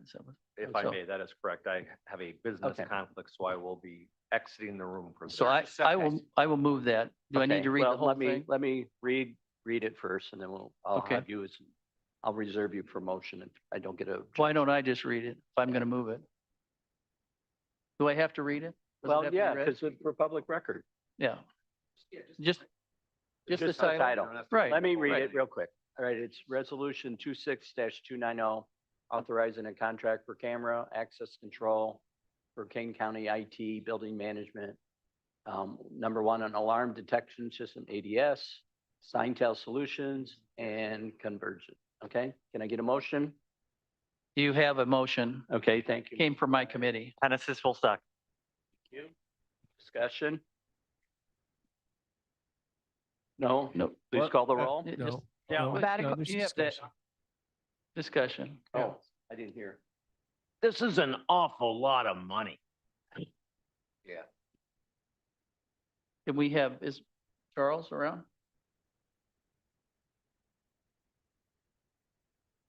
Is Vern, Or would Vern, it are be you, Mark? Vern, do you have the floor right now, Mr. Tepe? Do you have the This floor is right now? Charles. I'm available. Okay, thank you, I- Charles. I had raised my hand. Oh, that's okay. I thought you had, I'm done. oh, you said it's a lot of money. Okay. Yeah. All right, then I have the floor. I take it, right, Mr. Chair? Yes. Go ahead. Okay, David Young, I I don't know if everyone has looked at this, but it's confusing to me. There's an RFP and there are 3 vendors that are listed on the RFP. And I'm just going to quote 2 of the vendors right now. You have Convergent. And what happened is that I saw an RFP for 2, I'm going to call them examples, real life examples. One is for the IT department. There's like 4 doors. And then the other is for the Elgin Health Department. And when you look at the, on page 606 of our packet, it shows the quote from Convergent, and it shows the Elgin Health Department is $54,108. On page 603, the single project for the IT department access doors is $36,146. And then page 607, they're just talking about emergency. Okay. So those 2 items, 36,000, 54,000, roughly $90,000. Then you have Scientel, which quoted the same project. And you have the 4 IT department access doors for $16,000 and the Elgin Health Department for $17,000. So you've got 2 projects that were quoted, and I believe they were just sent out as an example. So, but I'm not going to. I'm just going to say that's all we saw. Okay, so Convergent total is $90,000. Scientel total is $34,000 for the same 2 things. So you have one company that is 3 times more expensive, yet they're going to be authorizing. They want those guys to be authorized. I don't know why. And then my other question is why $750,000? Like Mr. Tepe said, that's a lot of money but all you got the RFP for was for the those 2 projects. And I know that a lot of times the admin committee likes to say, well, it's up to $750,000. That doesn't mean we're going to spend it. So if that's the case, and maybe we should just cut it down to $250,000. So I just want to have a conversation about this, and maybe Charles can explain to us what all this means. But when you look at it, what we have in our packet, it just looks like a lot of money, and there's no specific projects that are listed. And then it also lists in the resolution that other departments have to pay, where I don't know what that means. So I guess will money be coming from other places outside admin? And then the other question I saw is that there's like a $10,000 per month or $11,000 per month services fee, which, okay, fine, that's $120,000, but still, how does this whole thing equate to $750,000? That's my question. Mr. Chair, could we Yes. refer to Mr. I was going to say, Mr. Lasky, can you respond Lasky? to the question, please? Yes, this is Charles Lasky with the IT department. Can you all hear me? Yes, sir. Yes. All right. So yes, this bid was put out. The IT department works with all the offices and departments on various cameras and access control systems throughout the county. They're not all the same system, so we have different vendors that are authorized and certified to work on different systems. So we put out a bid to try to find people that could address the needs across all these areas.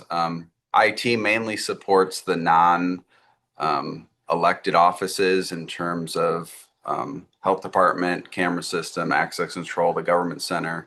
When you start to get into some of the higher security areas like the sheriff, the court buildings, the juvenile justice, those individuals usually support their own systems, and they can use this contract to also do that. So the sheriff just finished a camera system upgrade that was in the works for the last 5 years.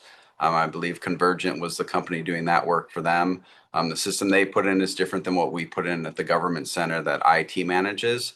So this allows all the offices and departments to have access to vendors that can support the systems they currently have, whether it's access controls or cameras. So the dollar amount is a large amount based on needs that others may have, in addition to what the IT department would use to support the systems they need to support. So we did ask for their rates, the systems they can support.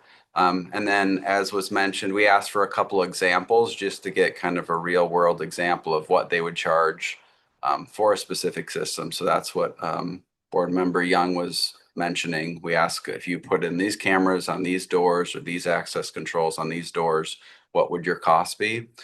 So I believe there were, and I'm not sure, I think there may have been 8 responses. So this was scored out by people within the IT department with input from some of the other offices and departments that use systems.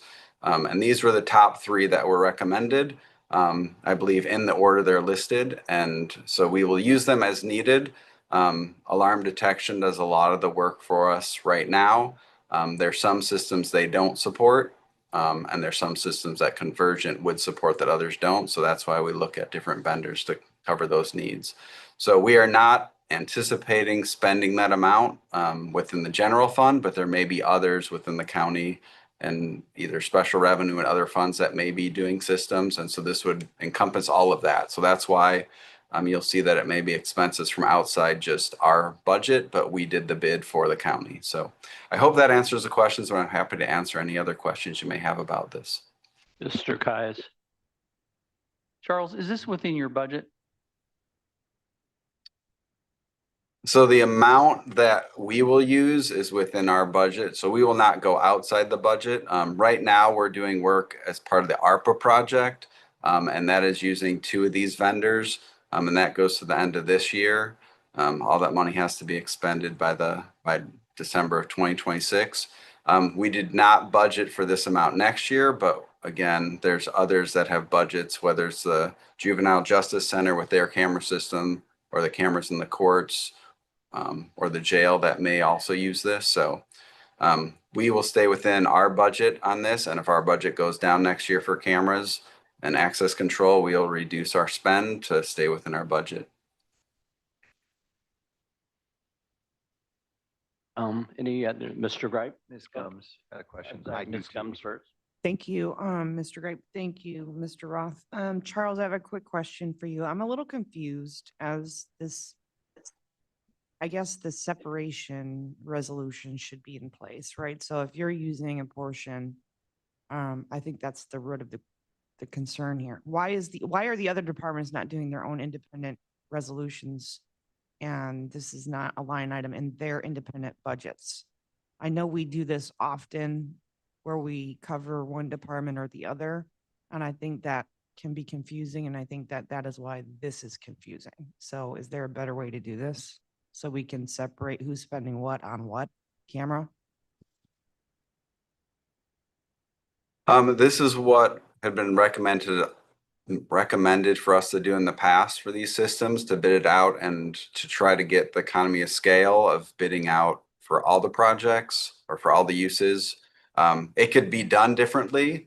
We're open to doing it differently. This is just how it's been done, and this is what we've done in the past few years with these contracts, but we're happy to look at something else if that would be the recommendation. We can talk with purchasing about that.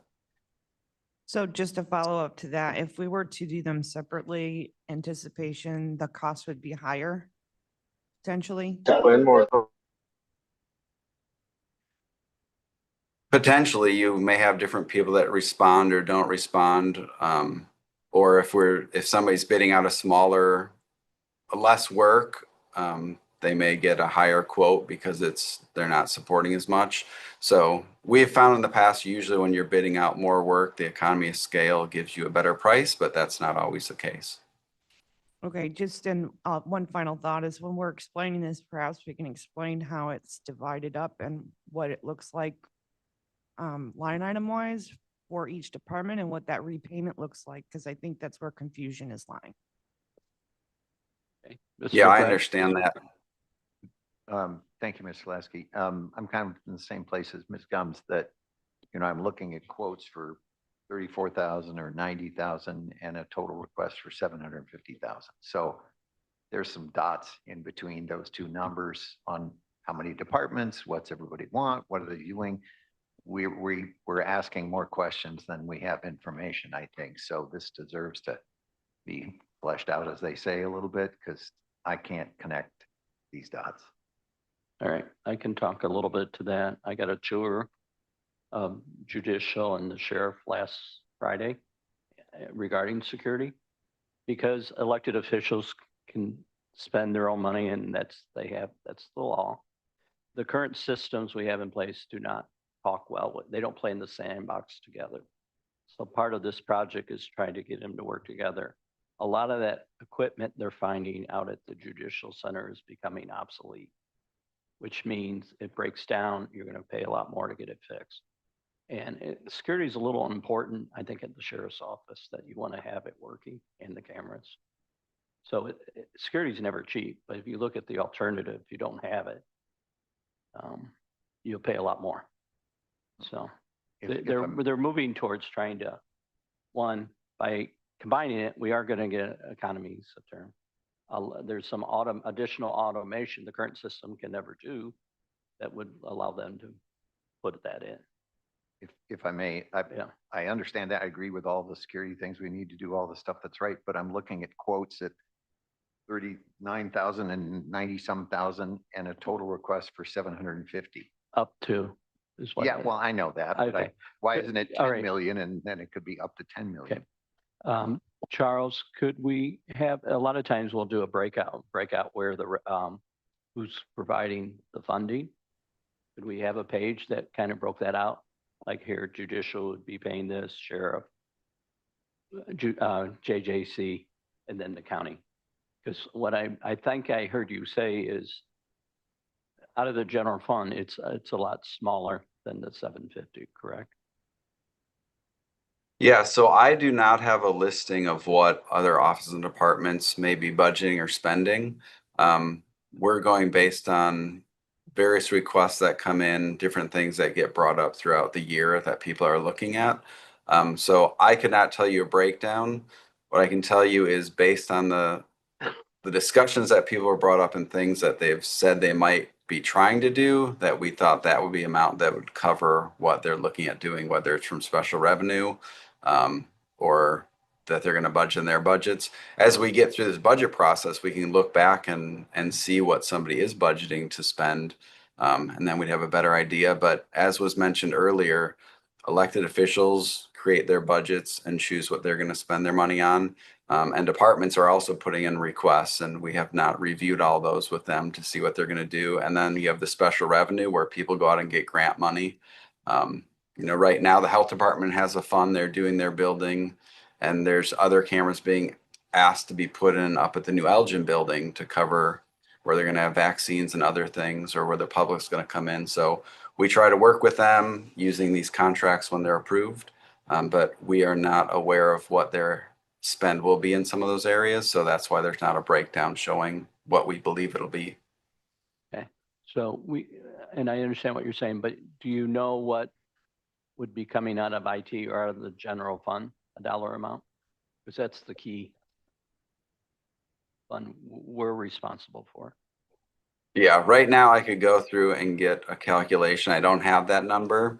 I can add what's going through. I know there's a recent approval with additional ARPA funding to go towards access controls and cameras, and then the regular budget. So I can get that. I don't have that right now. Part of two, what you just brought up, we have to spend ARPA by December. So if we let this lag, we can get in trouble where we would lose the ARPA funding completely, correct? Well, We do need to because we're have trying that. be safe. Yeah, we do need to have that spent, and we have projects lined up to spend that additional money.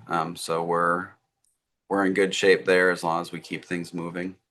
Okay. Well, I mean, how much of a delay could we afford?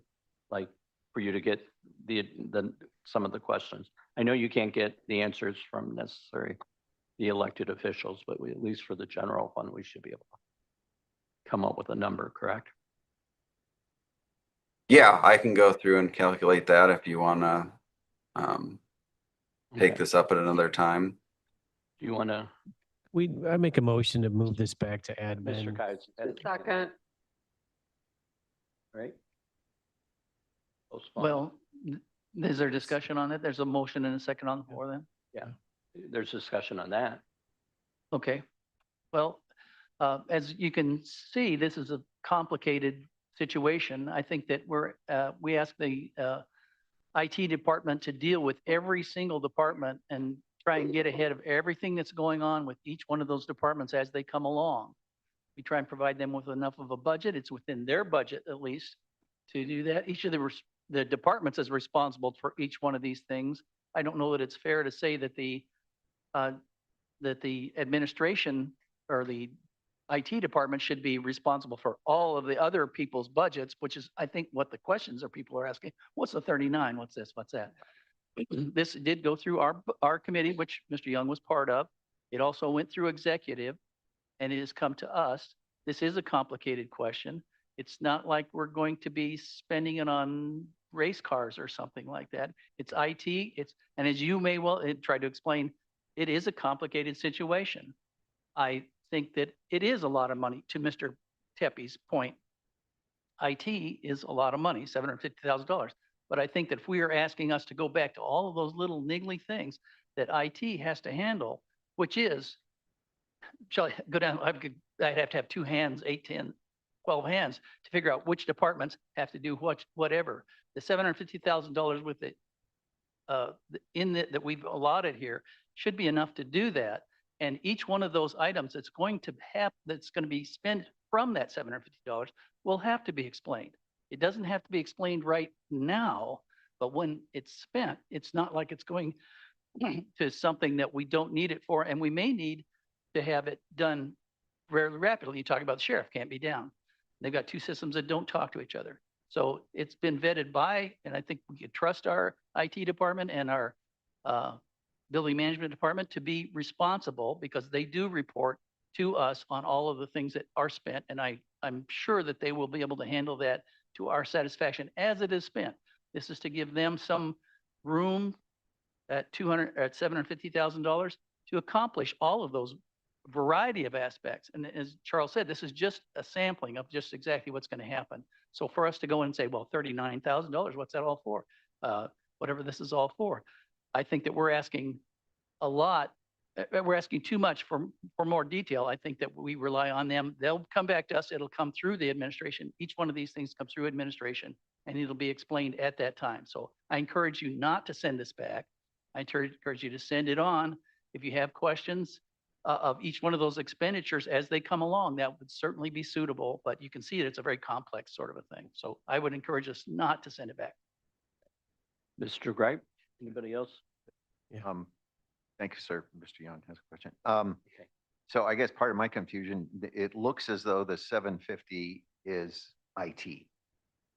So maybe that's not true, but how is that 750 from IT going to help other departments? Well, they can spend it as they want, but if it's approved and it's already in their budget, but this is per fiscal year. So every year they're looking, as I read this, for another 750,000. And yet I'm not sure, what departments are they going to help? How much are they going to do it? If I had to defend this to somebody, I couldn't do it, because we've got quote amounts which are way below the total, saying, well, we might need the total, but we can't tell you right now what it's going to be for. There's just too many questions on this thing. I would vote to send it back. Okay. Mr. Lasky, can you respond to that? About, is this every year it'll be 750, or a lot of this looks like it's equipment? It's hardware. Point of order. The point of order, resolution- Point of order. It's on the resolution. Yeah. If you look at the bottom of the resolution, bottom of page 566, the top of 567, it shows for a 3-year term and a optional 2-year renewals. I got it. It starts on 566. Three-year term, 2-year option. Yeah, so it is, you are correct, Mr. Young, 750 per year. Up to, not to exceed. Okay. Thank you, Mr. Vice Chair Sanchez here. Just on the motion to return to committee, I'm a bit frustrated by it. I guess I kind of look at these meetings as a lot of questions and answers could be had before these meetings. Sometimes we do have to debate things, and I appreciate questions being answered or asked for sure. I think we wouldn't be having this conversation. It would have been on consent agenda, although we had a member that had to step out, so that's what opened it up. But just try to encourage everybody, you know, there's at least 2 meetings before this one where a lot of questions and answers could be had. In between those meetings, a lot of emails and phone calls could be sent.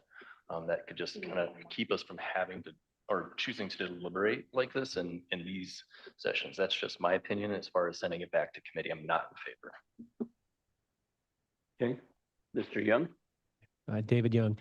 I just think when you say, hey, let's put $750,000, see what happens, see what they need. I don't think that is responsible on our part, just to say that this is what they said and they may need it. I don't know. They don't have any other list of projects where they're going to be using it except for the 2 that they listed on this agenda, and that's what we have to go by. So if you're going to be responsible fiscally, you should send this back to the admin committee and say, okay, just explain to us, where are you coming up with this money? Because we're only seeing it here, and then other board members are saying, forget about it, it's going to be okay. You know, as they come and they pay, as they spend the money, we'll know that they're spending the money, but we won't know that we'll know they're spending the money, but it's going to be when you look at the fine details in the packet of the agenda that you get for that committee, they're not going to come to us and say, I'd like to have a resolution to spend $250,000 for a project at the health department. Because they're going to use the 750, and then you're going to have that for 3 years, over $2 million. So that's what you're approving. That's why we need to have details. This isn't $20,000. This is a lot of money. Thank you. Any other? Ms. Bates? I believe Mr. Caius just explained that any of these expenditures will come through this board again. This is this looks like a very complicated issue.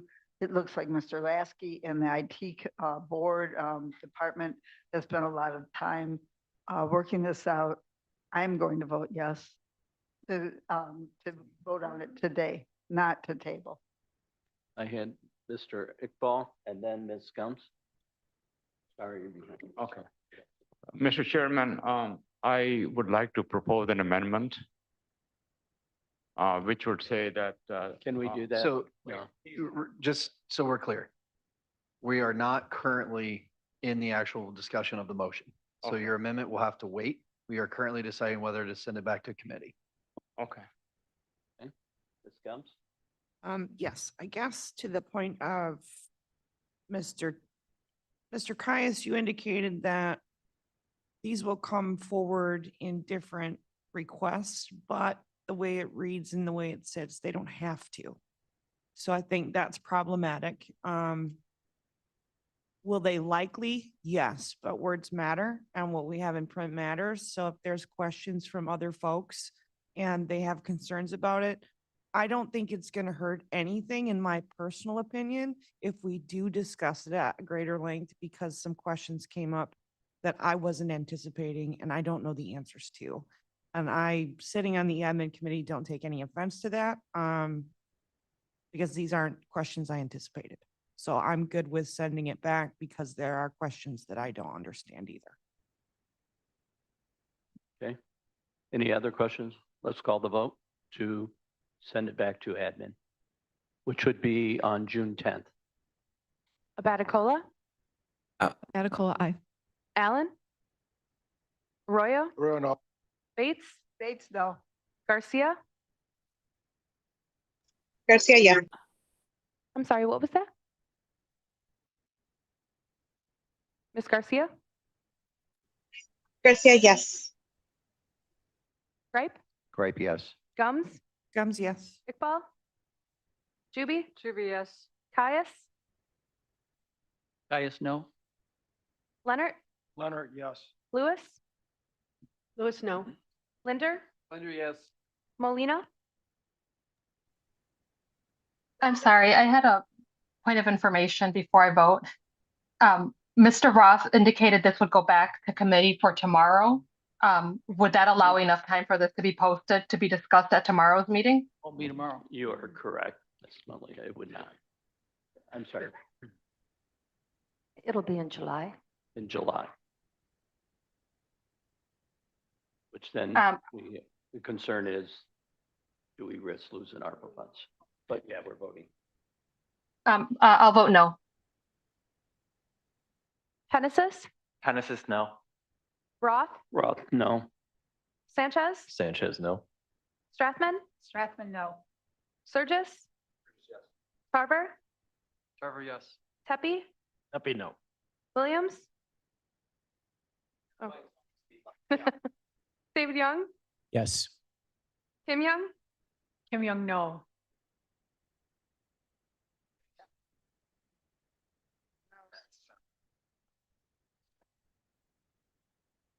yeah, fails. 12 to 11. So Mo, you can now make your motion if you'd like. Microphone on, please. Oh, okay, thank you. After the verbiage 700, yeah, after the verbiage 750,000, I would say provided, however, that the amount expended is properly budgeted and approved by the respective department that requests the equipment.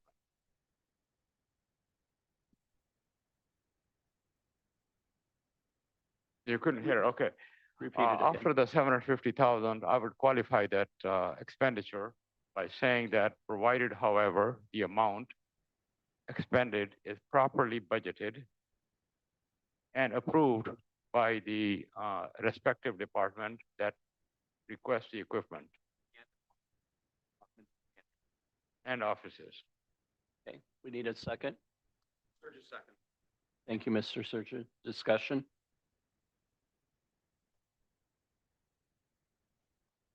Well, Okay, provided, however, that the amount expended is properly budgeted and approved by the respective department or the office that requests the equipment. discussion? Okay, Abigail? I think you should add equipment and services, not just equipment. And services, she's recommending. And services? Yes. Okay with that? Madam Chair. No, it's me. Mr. Sanchez had his hand up first. This is to allow the departments and offices to approve, not the board, correct? Just want to make that. Well, before it comes to understanding is, yeah, go ahead. Okay, well, the amount has to be budgeted by the board, approved by the board, and then the department wants to spend it. So that's what it's saying, that it should be approved, and then they could approve the expenditure. Yes, IT department can spend on their behalf. Okay. Did that answer your question, Mr. Sanchez? I'm not sure. Okay. Okay, All should I right, read Ms. it again? Bates? I don't think this is adding any procedure that we don't already do. Can someone confirm for me that we don't already put things in the budget? We don't already have the committees approved, that we don't already do everything that would be in this amendment? It's not needed, I believe. Well, right now you are giving a blank check up to 750,000, and this one restricts it, asking them to stay within the limit that you think you have it, but other people may not. I believe we already have those checks and balances. Just real quickly, is there a second on this? Yes. Surge's second. Okay, thank you. Mr. Roth, question? Yes, Mr. Surgeon. My understanding, if I'm interpreting this correctly, and I'd be in favor of, this is an ARPA expenditure and we're pushing to get this done. And is the intent to say post ARPA, if it's not within your budget, you're not spending it? Is that what we're saying here? Exactly, yeah. I think that's exactly what he's saying. Just because we're making the expenditure out of the ARPA funds now, if this is something that's a second year or third year contract, is that within the ARPA parameters, or does that now have to be budgeted, Mavis, to your point? Does that now have to be within their budget? And are we making sure that those funds are available before we go committing beyond the ARPA funds? I would ask Mr. Tepe, ARPA has to be spent this year. I think we need My a, fundamental understanding of this from Mr. Roth's comments was that these were ARPA funds that needed to be spent. Point of clarification, please. Yes, Ms. Juby. Where in the resolution is ARPA referenced? It isn't. Well, why are we talking about it then? Well, we did, so. Well, we are, Well, you did. Yeah. but it's not in the resolution. Can we just I stick with understand. what's in Yeah, the so we can resolution, remove please? it. All right. Somebody else have their hand? Okay, let's call the roll. repeat. Call the the, roll on the amendment, on the amendment. Abaticola,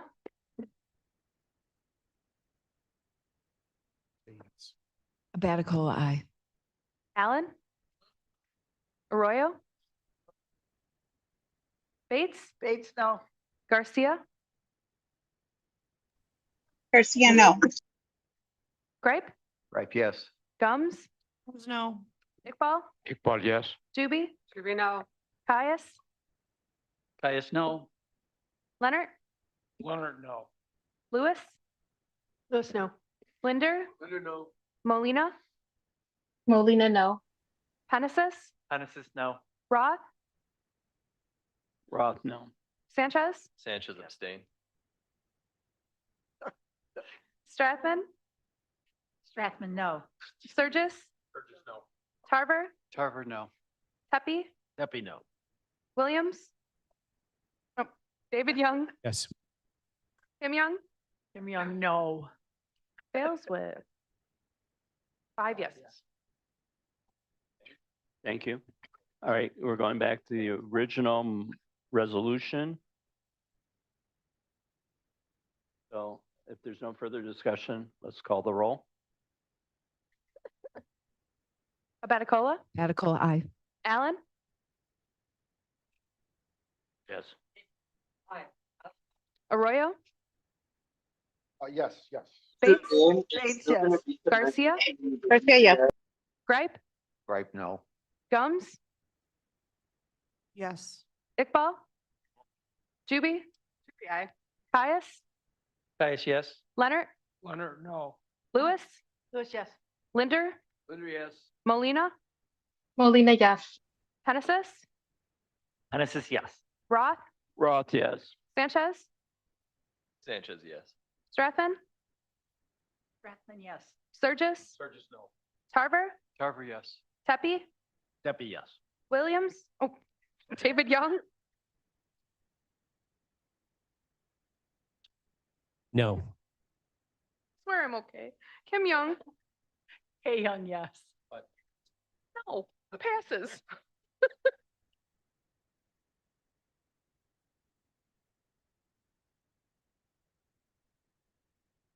Right, I will turn the chairship back to Madam Chair.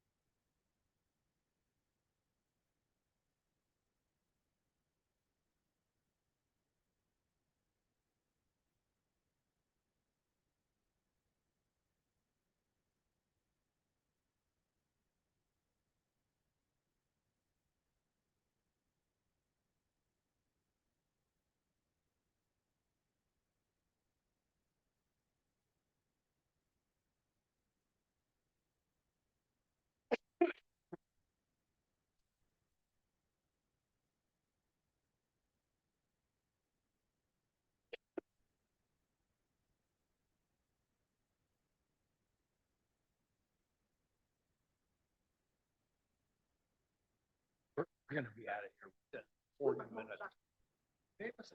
Yeah, you're right about that. You know, I think we're okay because these ones that are coming up now, there's not that much discussion.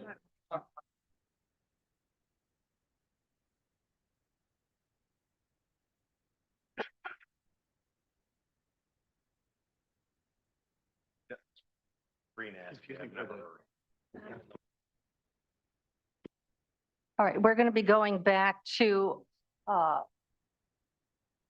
Resolution 26-286. I believe, Mr. Frank, since this was, we don't have to do anything with this. We can just go back to it. We did not table it. Alrighty. As you get the packet, ladies and gentlemen, the very first, before we go into a motion, a second to move this forward, so you have an idea what the packet's about. The very first name on this is the ethics advisor. The rest of the packet includes names which would be in resolution 26-287 are the names of the individuals who will be on the ethics committee. Does everybody have it? Can I have a motion and a second to discuss and hopefully approve item number 26-286? Order, I think that there's a motion on the floor That was tabled. that was that tabled, so you want to moved. bring it back on the floor? Yes, we're going to bring it back right now. So what's the procedure for that? I just bring it back? So the proper motion at this time would be to pull off the table. I don't think we tabled it. I think we just. Yes, we moved did. it. What- this one. You You're absolutely right, did. Oh, This that's right. one, Oh. 26, not the All right, others. so not we the did. others. So it Someone is just needs to still- make a we need motion a in a motion. second. Pull off the table. We didn't table it, though. We Did we just tabled put it this one. later? didn't we? And I'm going to speed this up. You do not need a roll call for this motion to take it off the table. Thank you. Okay, so who would like to move it off the table? We don't have to? Yes, we do. Gums will move it off the table. Thank you, ma'am. Okay, second, okay. Now, we've already discussed this. Who approved it originally at the very beginning, before I went upstairs?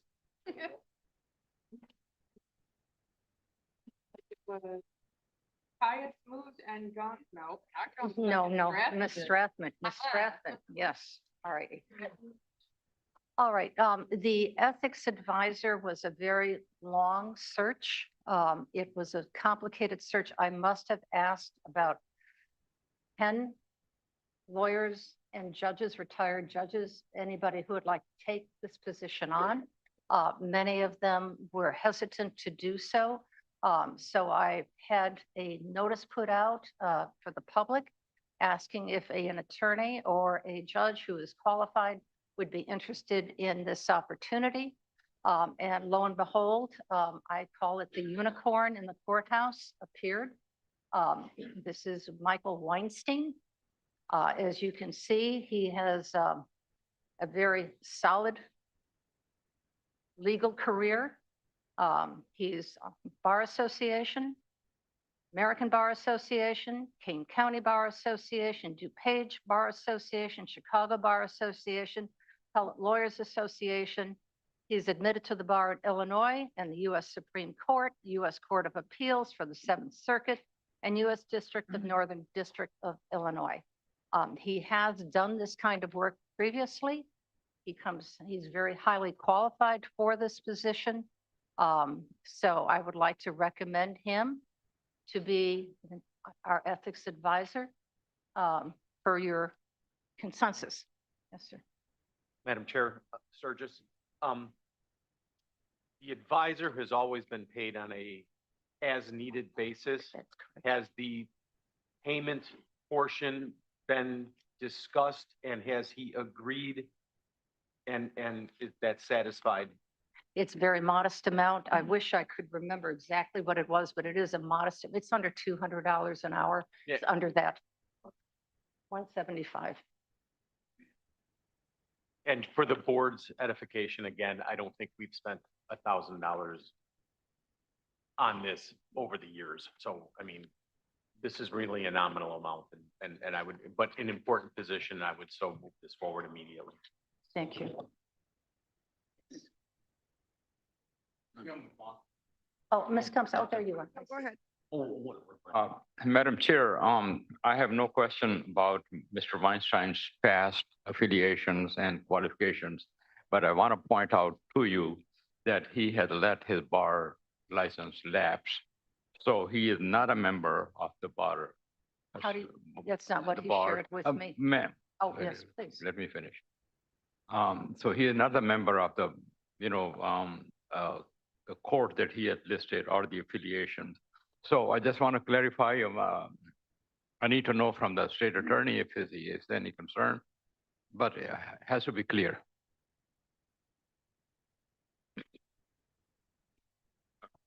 Let me find out if he is right now. I don't know the answer. Let me look. Yeah, no, I looked at ARDC and he was not, and I sent a note over to Madam Chair that he has let it lapse. He is not, so he is not doing the continuing education because he is retired, man. Is it a requirement? Yes, it is. I just what I want to know. When I asked him specifically if he was a member of the bar, he confirmed he was. So I take that, Michael B. Weinstein. Michael Weinstein, you have the packet.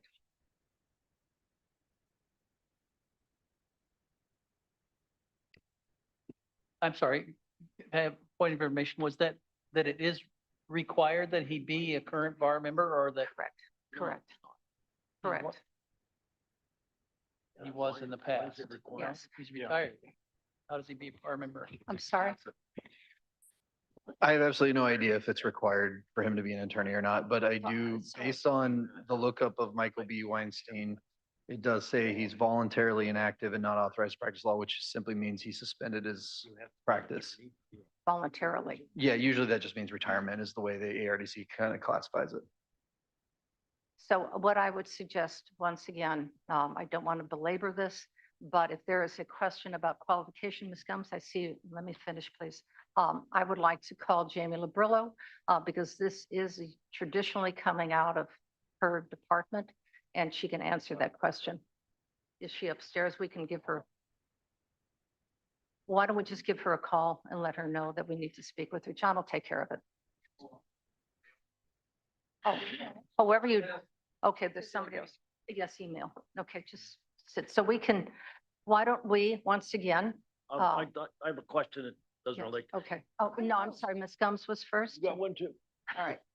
So sorry, it's not a requirement. It's not a requirement. Right, well, Okay. hold on. Thank you, Jamie. Thank you, Jamie. Madam Chair, may I have the floor? Thank you. Absolutely. Okay, so, shut up. So I'm Googling the Kane County Code to find out for qualifications. And I'm missing a whole process here on the ethics advisor. When it says the chairman of the board with advice and consent of the county board shall appoint an ethics advisor for a 3-year term.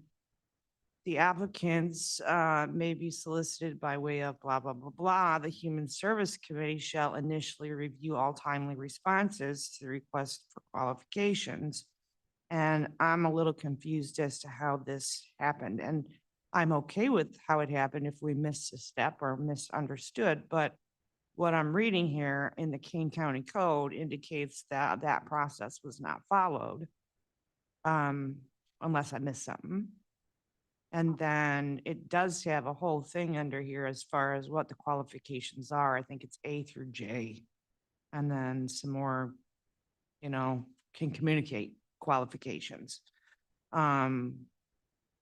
So that's a little, and I just stumbled upon this. So I'm a little confused as to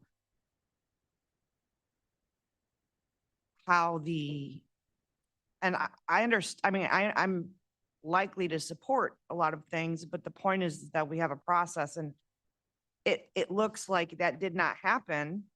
And we're confused about the qualifications in the Kane County Code. So I would like some clarification on how this happened. Okay, so you have 2 questions. Ms. Labrillo can come forward with talking about her role as staff member for the Human Services Committee and with the discussion that happened regarding Mr. Weinstein.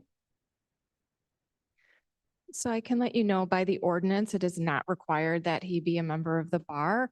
I have the requirements in front of me and it says has a Juris Doctorate or master's degree in public administration. So he does have a JD, even if he's not currently a member of the bar. So he is qualified per your ordinance. So Madam Chair put out for resumes. When she had one that she was ready to interview, I did sit on that interview with her and talk with him. He is retired. He was a practicing attorney for his entire career based on his resume. And he has an interest in participating in this and giving it the time that it takes. And as I stated, we looked at the minimum qualifications as listed in the ordinance, and he is qualified based on your ordinance. So we have found out that this gentleman is qualified according to the ordinance.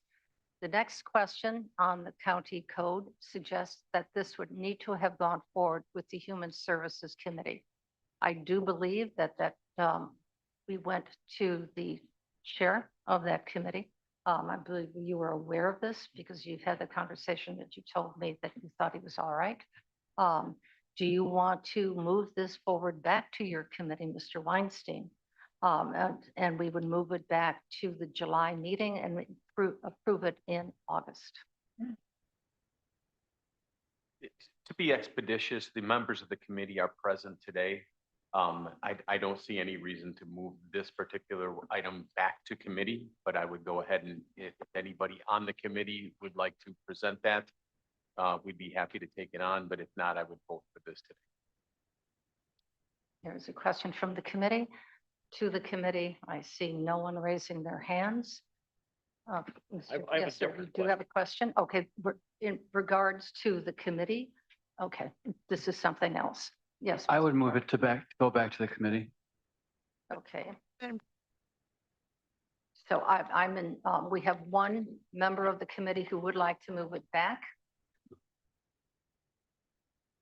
Madam Chair. Okay, hold on a second, just need to make a note, please. No second. Is I'm sorry, there? was that a motion to move it No, back? It is a motion, so we need to have it seconded. Sorry, it was a motion? That was a motion. I'll second. I'll be in gums.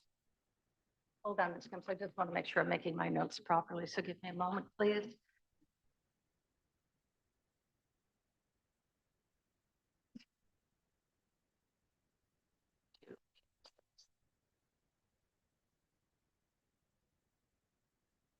Madam Chair, if we may, Yes, we're happy to accept this back at committee, but this truly is at your discretion to present to the board. that's what I thought. That's what I thought. According to what? I mean, I'm reading the county code. I'm just reading off the county code at the end at section 4.2 ethics advisor, the first paragraph. The second to last sentence says the chairman of the Kane County Board may, in his or her sole discretion, interview potential candidates prior to recommending the appointment of a particular candidate to the full county board.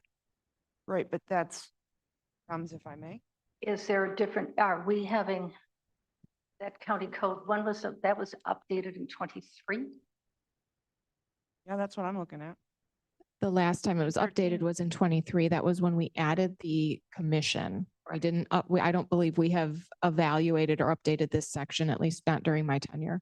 And do you see anything, Jamie, that references what Ms. Gums is talking about, having to go to the Human Services Committee? So the beginning of that same paragraph says, the chairman of the Kane County Board, with the advice and consent of the county board, shall appoint an ethics advisor for a term of 3 years. Applications for the ethics advisor may be solicited by way of a request for qualifications. The Human Services Committee shall initially review timely responses to a request for qualifications and shall forward written responses of the applicants to the chairman of the Kane County Board, together with the committee's evaluation of each application. My personal, I mean, this is really up to the state's attorney to evaluate the use of may versus shall and things like that. Shall is binding. Shall is binding, so it's applications may be solicited by way of an RFQ. And if there's an RFQ, the Human Services Committee shall review the results of the RFQ. Chris, I'm so sorry. John, Jamie, could you read that one more time? You may do this, and if that happens, then you shall do that. I'm a little ambiguous on. I'll just read it verbatim. John, wait for John. Applications for the ethics advisor appointment may be solicited by way of a request for qualifications. Did we do that? We did not. Okay. The Human Services Committee shall initially review timely responses to the request for qualifications and shall forward all written responses of the applicants to the chairman of the Kane County Board, together with the committee's evaluation of each application. Did our committee receive those and did we do that? We did not do an RFQ, so we did not receive any responses to an RFQ. But it's may do an RFQ. Correct. So does it circumvent the RFQ and these should have come to committee and we didn't? Or they didn't? Doesn't See what say I'm it's saying? required to come to committee. But that's not for me to interpret for you. It's Okay, so- your process. Yeah, so I'm actually in agreement with you, Cliff. Because there was no actual application process ever solicited, then there's no requirement for human services to review those responses to the qualifications, because it's talking about to the request for qualifications. So in this case, since there was no applications, Madam Chair chose to appoint somebody in her sole discretion. There is no need for a Human Services Committee because there were no timely responses. Now, that said, Mr. Tarver, that's not circumventing your notion to. Ya move it to estás committee. fallando. I'm just giving it out there. I'm trying to make sure we're playing by the rules and we didn't fumble. I think we have, yes, Mr. Tepe, and I think there's somebody else online who would like to speak. Yes. Madam Chair, there's an individual here whom I know personally who would be an ideal candidate for that. Did you interview all of these people? Hold on a second. We have two, as I mentioned, sir. The first one, Michael Weinstein, is the one who's I'm bringing forward for the ethics advisor. I understand. My question was, did you speak to all of these people? For the ethics commission, yes, I did. Okay, then if you feel this gentleman is more qualified than the person I know, I'm quite comfortable with that. Thank you. Thank you. All right, so we have a motion. Again, let's go back and not confuse them, please. We are back to item number 26286. There was a motion to move Mr. Weinstein's resume to Human Services. Was there a second on that? Sanchez will second. Sanchez second. Did Gum second? Gum second. Point of order. Okay, but that would simply be for discussion. Point of Because order. I follow, if I may, I follow protocol. Yes, sir. This didn't come from a committee, so we can't send it back to a committee. And two. Send You it could to just- committee. You could I'm refer sorry, it to the back committee. to but committee. It's not going back. It's reporting to committee. Yes, sir. Madam Chair, I raised this issue that Mr. Weinstein has let his license go. So if ethics advisor is practicing law, then he will be doing unauthorized practice of law. And that's the question. If ethics advisor does something which is not the law, then he is fine. Then JD and everything matter. Yes, yes. He Mr. is Frank. internally advising on your own ordinance. It's not the same thing as practicing law, which is why you can have people that are not just attorneys. The other thing too is, as an attorney, he has his own obligations that he knows, as you do, of our own attorneys. And if he's okay and not concerned about practicing law unauthorized, then I'm not going to worry about it either. But based on what I know about this, he's not practicing law by internally answering questions about our own ethics ordinance.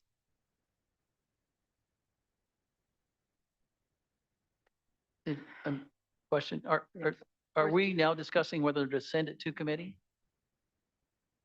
Then I have a question or a point. Is there anything, that is a question, is there anything that we would significantly gain by going back to committee to have the same information that we have right here in front of us to send it back? Other than just to follow the rule? Well, follow. And that's a rhetorical question because I will say that the rules have been followed. Yes, yes. If it's the sole discretion of the chair and the chair received only one application, why the heck are we going to take this back to a committee just to do the process for the sole application? It's with advice and consent. Okay, Ms. Chuby I- and then Ms. I just Gums. want a point of clarification. When Mr. Tepe mentioned that he had a candidate who he felt was qualified for this, did that candidate submit? Were there more than one candidate that submitted to this? There were a number of candidates that I reached out to.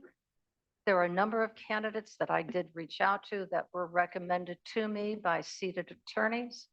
I reached out to other firms, asking them for their recommendation. As I mentioned very early on, and I say this again, this was the unicorn in the courthouse. Everyone said to me, even though I presented the ethics information to them, the description, et cetera, that they were not interested in this position. So I kept on looking. This was brought up by Mr. Gripe several times. The board was aware of this. The search was aware. There was no recommendations voluntarily sent out by the committee or by any board member for this position. So I continued to look. And this is the gentleman that has come forward. May I ask, And I believe I did send it off to one of our board members, who's our seated attorney here, and Mr. Iqbal, I believe. And May I? yes, please. Yes. you did not answer my question. I just want my question answered. So there were not more than one candidate that submitted? No, Not this who- was the only the o- candidate the that was only one- submitted. Yes, Thank you. yes. So you said submitted, are all these people that for this job? That's why I think the confusion. Oh, no, no. The only candidate was Mr. Weinstein. That's correct. Okay. That I Mr. think- Weinstein is the single candidate. Okay, so we have a motion and a second to move this to Human Services.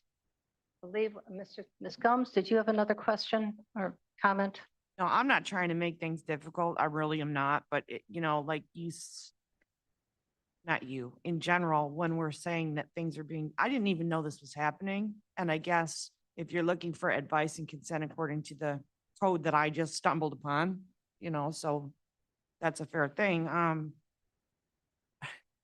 I can't cherry pick what I'm supposed to follow and what I'm not supposed to follow. So I'm just a little confused. Obviously, I trust your opinion, but I didn't even know that this was a thing. We talked about having the need for one. We did have that conversation. As far as asking for recommendations, I did not hear that.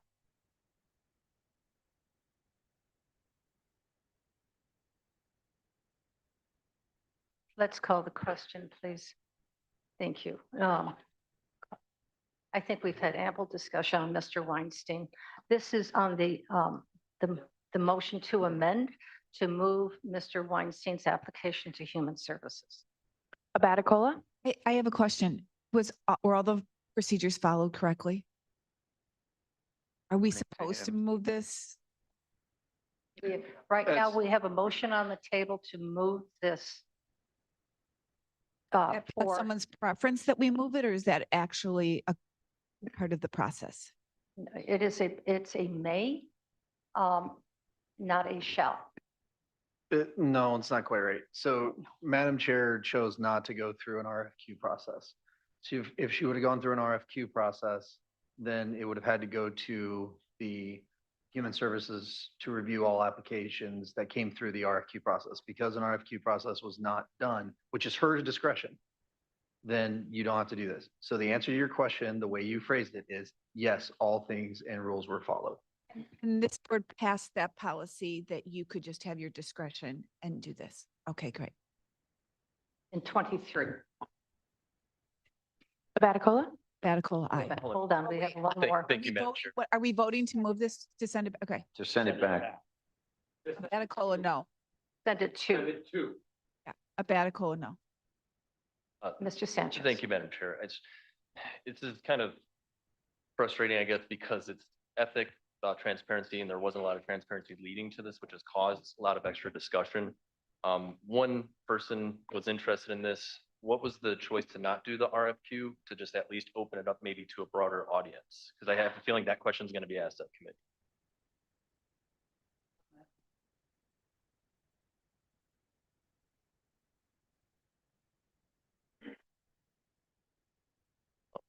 Question was asked, you can answer it or not, or we can vote.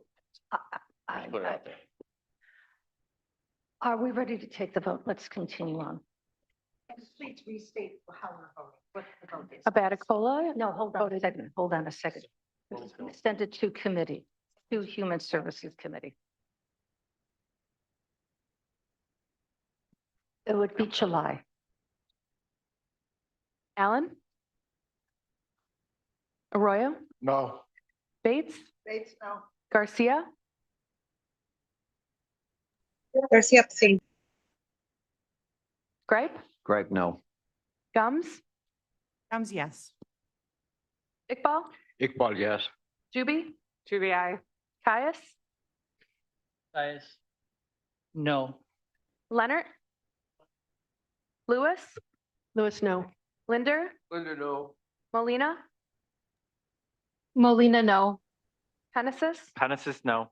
Roth? Roth, no. Sanchez? Sanchez, yes. Strathman? Strathman, no. Surges? I'm going to, hold me until after Mr. Carver. I would like to support him whichever. Tarver? Yeah. Surges, yeah. Pepe? Seppi, no. Williams? No. David Young? No. Kim Young? No. Fails with 16 noes, correct, Roth. Chair, call the roll for the approval. Thank you. Call the roll, please, to approve Mr. Weinstein. Baticola? Baticola, aye. Allen? Arroyo? Bates? Garcia? Ms. Garcia? Garcia, yes. Sorry. Gripe? Gripe, yes. Gums? Yes. Iqbal? Iqbal, yes. Juby? Juby, I. Caius? Caius, yes. Leonard? Lewis? Lewis, yes. Linder? Yes. Molina? Molina, yes. Genesis? Genesis, yes. Roth? Roth, yes. Sanchez? Sanchez, no. Strathman? Strathman, yes. Surges? Surges, yes. Tarver? Tarver, no. Pepe? Seppi, yes. Williams? Williams, yes. David Young? Yes. Kim Young? Kim Young, yes. Passes 2 noes. Okay, very good. Thank you so much. The county does not currently have an ethics advisor. The previous advisor has retired.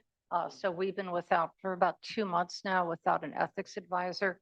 Mr. Weinstein will be very happy to get started on this. Today is still Tuesday. It is, staff has requested the opportunity to take a personal break for a minute. She's been here for a long time, so let's just get a quick stretch of the legs, and if anybody else needs to join her.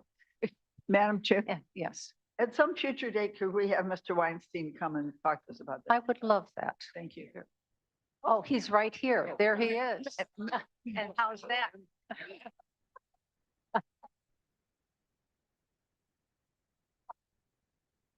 Wait, sir.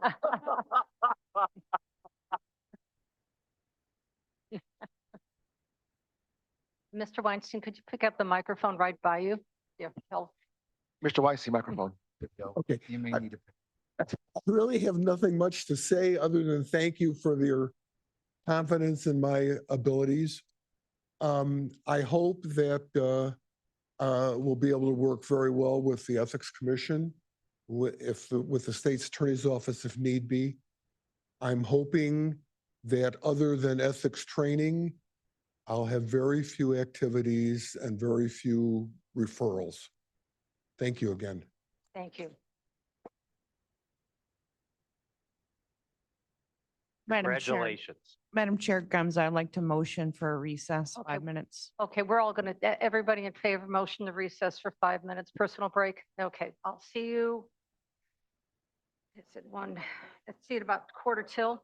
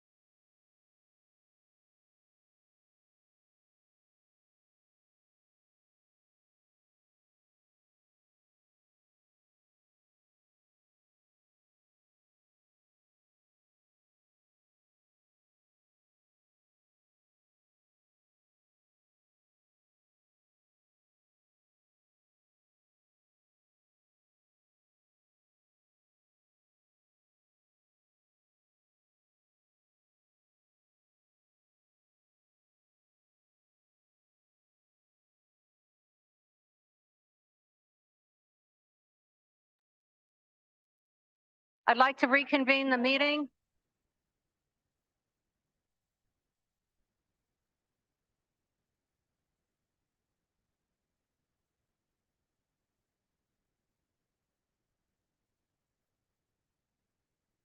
Okay, ladies and gentlemen, let's get going. Someone's going to buy me lunch. All right, Blair, use your booming male voice. All right, everybody, audio is back on. Time to start the meeting.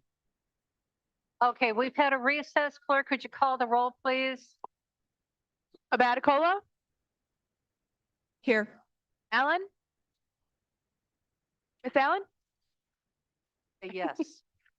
Into your microphone, please. Miss Allen, into your mic. This Allen's here. Sorry. Allen present. Thank you. Arroyo? Bates? Bates here. Garcia? Garcia here. Gripe? Gripe here. Gums? Comes here. Iqbal? Iqbal present. Juby? Juby here. Caius? Caius present. Leonard? Lewis? Louis here. Linder? Linder here. Molina? Molina present. Genesis? Pennis is here. Roth? Roth is here. Sanchez? Sanchez present. Strathman? Rathman here. Sturgis? Tarver? Pepe? Steffi here. David Young? Kim Young? Kim Young present. You have a quorum in the room. Okay, all right.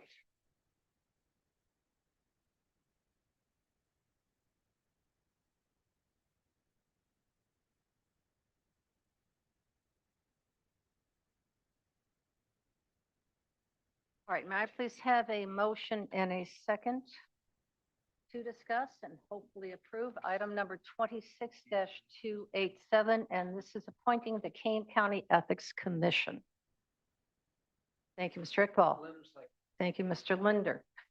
All right, we have, it is required by code that the majority party, which in this case is Democrat, has the opportunity to have 3 members of its party, Democrats, on the commission, 2 Republicans. And that meets this code. Every one of these people are either Democrats. We have 3 Democrats on here. We have 2 Republicans. The Democrats represent a ethnic diversity here in Kane County. I'm just putting that out there because it represents the community of Kane County, the diversity of Kane County. The other 2 Republicans are former village presidents, who many of you may know and perhaps have worked with. You may have worked with these other individuals as well.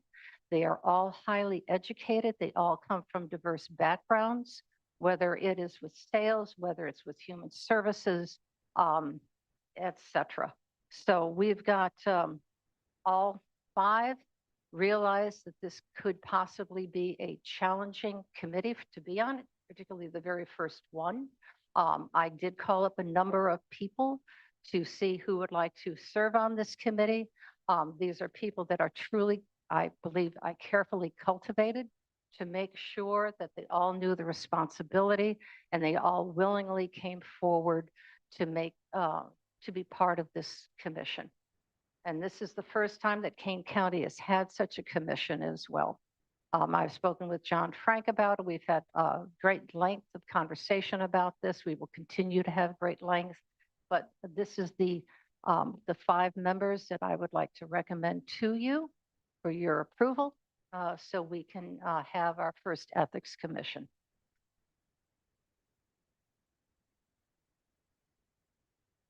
Yes, ma'am. All right. When you went out to ask for these people, like what criteria? I know you looked for 3 Democrats and 2 Republicans, but other than that, like what criteria did you use? Those individuals who were interested in not government, but civic engagement. Okay. Okay. That was very high criteria for me. And did you ask for, like, Did you put it out to a bunch of people and then get more resumes, or these are the 5 resumes we only received? I did interview several people and talk to them, and I was telling Mr. Iqbal that some of them walked away because they were very afraid of being on this commission for potential retribution. And I'll be honest with that. Madam Chair. Yeah. Did you, oh, I'm sorry. Yeah. Okay, thank you. Yes, Ms. Abdul. Do you, did any of them provide referrals? People to vouch for them? Oh, yes. Oh, yes. That's correct. That is correct. I've had referrals on them. And they were all called? Yes. Oh, yes. Yes. Matter of fact, when I reached out for referrals, I called a referral to recommend people that they may know. And that's how it happened. But when you received these resumes, did they provide referrals? Recommendations. right. No, Well, you can either way. I took the recommendations of people that I highly trusted. Okay. Now, Mr. Tarver. Sorry, correct me if I'm wrong. Is there an established process to getting these names other than reaching out to individuals within our county or members of the board or other members asked for their input to recommend people for this commission? It is, once again, very similar, and it's in my position. And is Miss Labrillo here, or did she go back upstairs? Can we bring her down again to talk about this? Get a little exercise.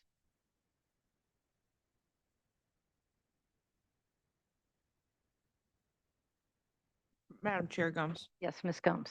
while we wait for that, quick question, piggybacking on that, from Mr. Tarver. Again, I will say, I guess I'm confused and I would like our state's attorney to give me a generalized ruling on this because both of these say with advice and consent. So how do you get advice from your board of 24 if you haven't told them about it, but you're working with staff at the Human Services Committee, but the board doesn't know? And I think that is continuing to be a problem. And that's why there's questions that pop up from time to time. And, you know, it might be because we don't think about those things. I'm not pointing a finger. I'm just saying that those questions come up because of language that reads, you're supposed to get advice from your board, which nobody knows about. And then you find out that staff knows more than you do. And that's a little frustrating. Okay, I'd like to respond to some of this. The advice and consent, I'd like to take a look at all 24 board members. One of the commission meeting may be about one of you. I'm not saying it will be, but it may be about one of you. They'd have to recuse themselves if it was recommended by any of you, that individual, because you have given their recommendation for that appointment. So I neutralized it to your benefit. And that was one of my considerations. And also, this has also been talked about once again, and Mr. Gripe, I don't mean to put you on focus with this, but this has been something that has been actively talked about, you, sir, and to the Human Services Committee for a period of time since it was passed. And we've talked about it at some time, and you wanted to know when this was going to be appointed. So it was something that was of concern to members of this board. So I move this forward. The advice is, what criteria did you want to establish for these people, any of the 5 people? And that criteria was never, ever defined in the ordinance. So, and you passed the ordinance in 2023. Many members of this board were on that board when it was passed. So this is your writing, your ordinance that you passed to give to me, to my office, to obey the ordinance that you had written.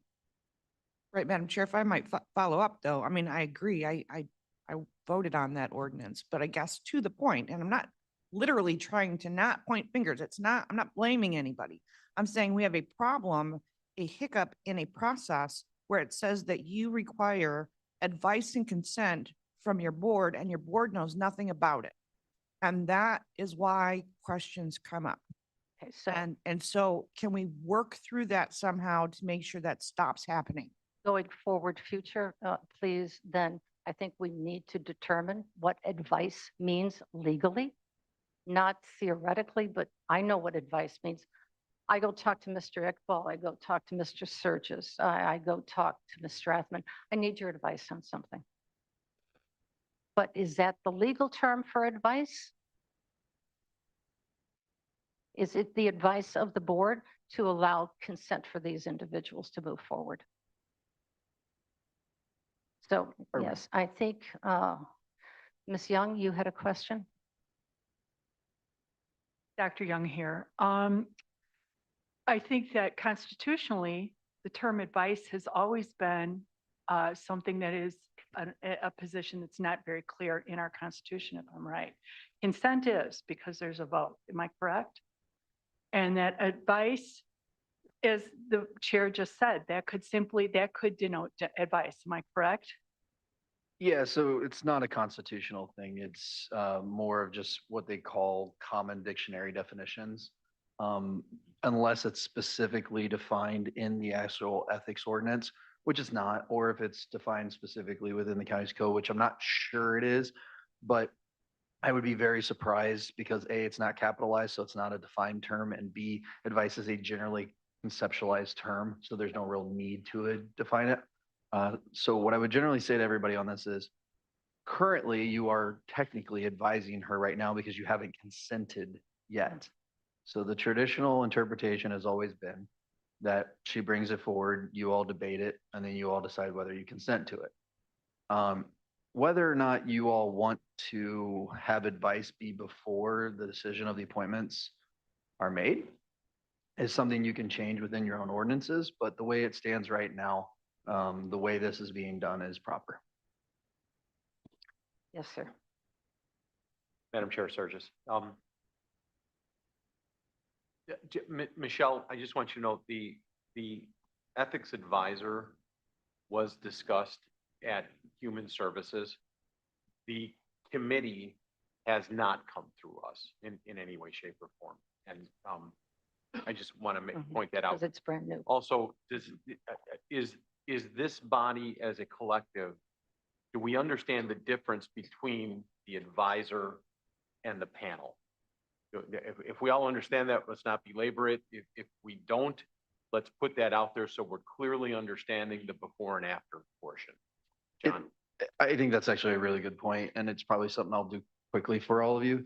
The advisor is simply just answering questions before something happens. Like, he's not going to give an opinion after the fact. So you would, if you.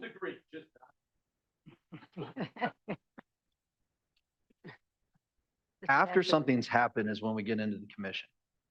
The commission's job is to investigate. The commission's job is to determine whether a violation has happened. If an employee has a question about if I go and do something, like if somebody wanted to give me $100, bucket of golf balls, is that something I can accept? That's something he should be looking into and saying, no, pursuant to, the gift ban, you can't be above $75, blah, blah, blah, blah. However, there's exceptions. But the second you go beyond that, and the person already accepted it, he might be able to talk about, well, you need to donate it to a charity, and that's typically how that works. But let's say we have an allegation that somebody violated, and we've had that in the past.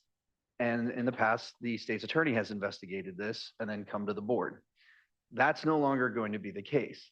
Now it will be the commission's job to investigate it, make a determination on whether it comes forward to the board for determination of discipline or suspension or anything like that.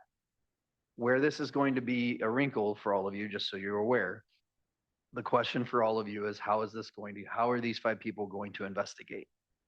And once you do this, you don't really have control over that. These 5 people do. So it's very important that these 5 people, in your opinion, have the ability to investigate this properly.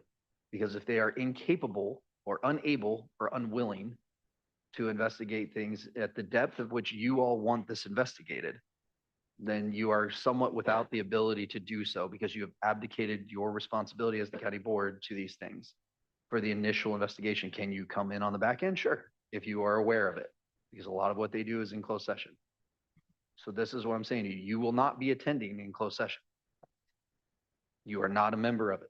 You're not a member of the So commission. John, thank you for helping me clarify that for everyone. But part of my concern is on this is, do we have all this defined up front, or are we saying, thanks for y'all for volunteering and being on this? Now we're going to come up with the rules, or should we defer this just for a minute while we come up and maybe work with the state's attorney's office to determine what those guidelines and boundaries might look like before, before we ratify this and say, yes, let's move forward. And this is the last thing I want to do, but it was easy to do for the advisor since we haven't had a commission. I worry about this becoming weaponized. I worry about this becoming biased. I don't know who these people are. Not that I have any reason to mistrust in any way, shape, or form, but I have no document to page through and say, you're not following the rules. What rules? We don't have rules yet. So Am I mistaken on that? you are not. In fact, that's kind of the reason I'm kind of taking maybe a little extra here to explain all this for all of you, because I have a real concern, which is they make the rules, not you all. Who ultimately has the teeth with them? If they say, That's- this is bad, now here you have to enforce, is it the state's attorney, the board? The ordinance is saying that they have to, once this commission becomes approved, they, with the help of the state's attorney, I hope, and perhaps the advisor, if they're invited into the room, will meet and set up the established rules of order for their investigation. It says very clearly that they are allowed to very much, I put the analogy like a jury, that they are asked, that they can show proof, they can ask for documents. If someone's accused of X, well, they want to see the documentation of why you're accusing them of X. What is the, We're what is the going to proof of approve that? a commission by which, and again, Mavis, I see you, but I think I still have the floor. You're asking us to approve these 5 people that we've never seen before. And I'm not making accusations here. I'm just making sure I'm understanding that we don't have a lot of background on, and we're going to tell them they get to write their own check or make their own rules. And what they do is binding. And if that's the case, No, it's not binding. They come to where's the you. teeth come in? So the teeth comes from you all, which is just, you can take their recommendation. So they will do an investigation, they'll make their determination, and then they make a recommendation, no different than like the zoning board, Gotcha. where they make a recommendation to you all saying this employee should be fired for this issue, or this employee, we investigated, there's nothing here, you shouldn't do anything. You all make the final decision, but there's a nuance to this. If they do a poor job investigating, which I'm not saying they're going to, I'm just understanding the full context of this. If they do a poor job investigating, there's no way you will ever know that. So there's no checks and balance. That's the whole point of an independent commission. Because technically speaking, it's no different than the voters voting for you all and you all deciding, and the voters maybe not necessarily know something that did or didn't happen. There's a representation process to this. You are electing these 5 people to take over all ethics inquiries for the county. And you've already created it, so it needs to be appointed. The question is, are these the 5 people that you want? And in other appointments where things don't really come up all the time, or when they do, they're not necessarily the most, try not to minimize anything, they're not necessarily the biggest deal in the world. This can be massive. This Is there a can, deadline by which we have to have this appointed, this commission? there was no formal deadline, but technically speaking, Sooner the better, but yeah, but it's been in place a year or Pardon me? two. It's been in place a year or two now. And if you do remember, It needs to happen though. the state's attorney did want, because of another issue, asked for this commission to be appointed. no doubt about it. I just don't want to put the cart before the horse. And I think as we're sitting here now, we're realizing the gravity of the situation in its entirety. And again, I thought this had maybe gone through a process and it hasn't. So I relinquished. Okay, yes, and then we have Jamie here if anybody needs to ask any questions. Thank you, Madam Chair. Mr. Sturgis, I believe most of your questions are in the county code already. There's a section 2-106-1 Ethics Commission. It says how they will be appointed. It says that the county board, with the advice and consent of the county board, may remove a commissioner. And it says what their powers and duties are: to promulgate procedures and rules governing the performance of its duties and the exercise of its powers, which goes on from number 1 to number 4. And it also quotes a resolution that it must be within the powers of. And the ethics advisor is already there. So I think this is not, You could read this to me a third time and I still won't. we're not really grasp making it, this, but we're not making this stuff up, Cliff. I understand. Okay, it's already there. And once again, this was carefully reviewed by Human Services, brought this forward, went through the full board, and the board in 2023 voted upon this. So it was approved by the board. Mr. Gripe and then Mr. Linder. Thank you, Madam Chair. I think one thing that's becoming clear to me is, sorry about the echo, I'll turn, is that the structure, the process has been very specifically delineated. In other words, if it's in the code, you know, what happens, where. What hasn't been reviewed, and the word massive kind of scares me because I can see how it could be, that these people, other than the process they've been through, have not been looked at by anybody else other than, and I'm not, again, pointing fingers either, but my concern is that if they decided they didn't like a certain kind of person or something, not that they would do this, but I'm concerned that we may need to have a little more input on, I'm not sure what, but we need to look at that because these people could literally come into this group and say, John needs to go, you know, I think, or somebody else. But that concerns me that we haven't had much input into the people that are going to be making those decisions. We've had tons of input and there's great strategy structure on the process. Did you mean John Gripe or John Frank? And just Mr. Linder, and then I'd like to Okay, comment on this. we got a little bit off the path here because we started talking about the description, so I'm gonna keep doing that. So this morning when I came to work, Jamie was coming to work and she pulled up on her new Jaguar. And I said, where'd you get that? She, oh, the dental insurance company gave it to me. So we come into the board meeting, we vote. I was just like, can I So, see well, it? you're the only other staff person. I didn't want to pick on Christine, so. Is that a Jaguar too? So we decided as a board, oh my God, that's horrible. And she's got to say, well, you got to talk to the ethics commission before you fire me. Is that the case? No. Okay, so No. the answer is no, but to give a little more clarity on this, if you go to E2, which simply says upon receipt of a signed, notarized, written complaint, and that can come from anybody, all right? Their duty is to investigate. It's in the code. Their duty is to investigate, conduct hearings and deliberations, issue written recommendations for disciplinary actions. And here's, something else to really consider: impose fines in accordance with 21068 and refer violations to the Kane County State's Attorney's Office. They can do this independently of you. So just understand, I'm not saying you shouldn't go forward. I think you absolutely have to go forward. The question is, are these the 5 people you want to go forward with? If you're confident of that and you're happy with that, absolutely.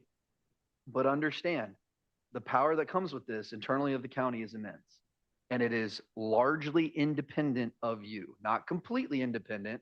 Mavis, you're absolutely correct. There are ways in which you can remove individuals, but as the group, nope, they're independent of you. And they make recommendations to you, but they also can do things independently of you. Okay. Yes, Mr. Yep. Adcola. I need some help here from the state's attorney. I'm not sure I should be in this meeting.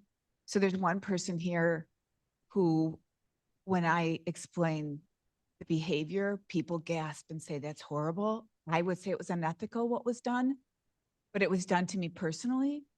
And it's not personal to me. It was just done to me as a person. And so I think, I don't think do I need to leave this meeting? Because I can't vote yes, but it isn't about somebody else. It's about me. So can you tell me, should I even be here right now? Or do I need to abstain? Let's take that question offline.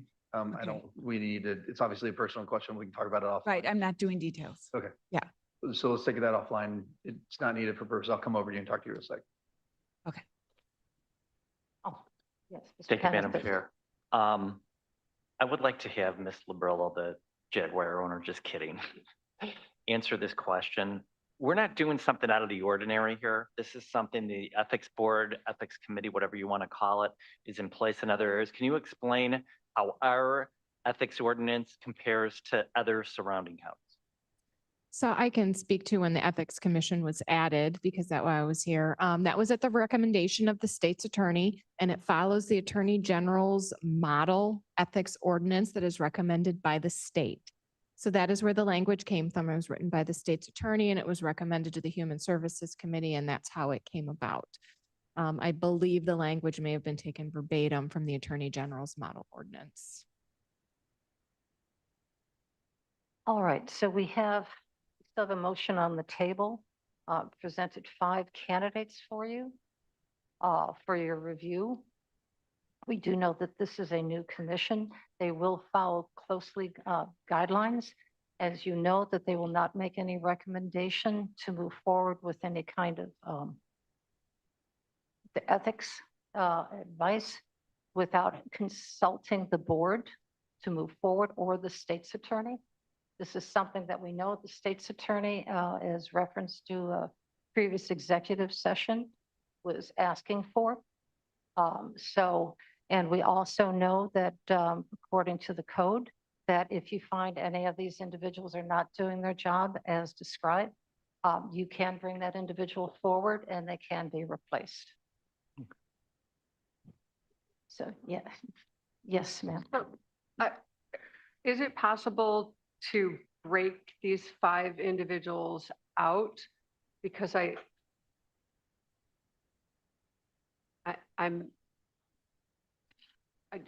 that's my question. Is it possible to vote on each individual separately as opposed to voting on them as a collective? Yes, I believe that would be the case, but you will not have a commission. To vote on each one of them individually, not as a collective group. So they have to be voted. Okay.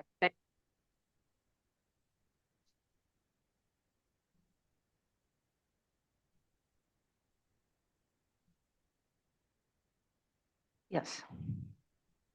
I don't know exactly what Miss Abaticola,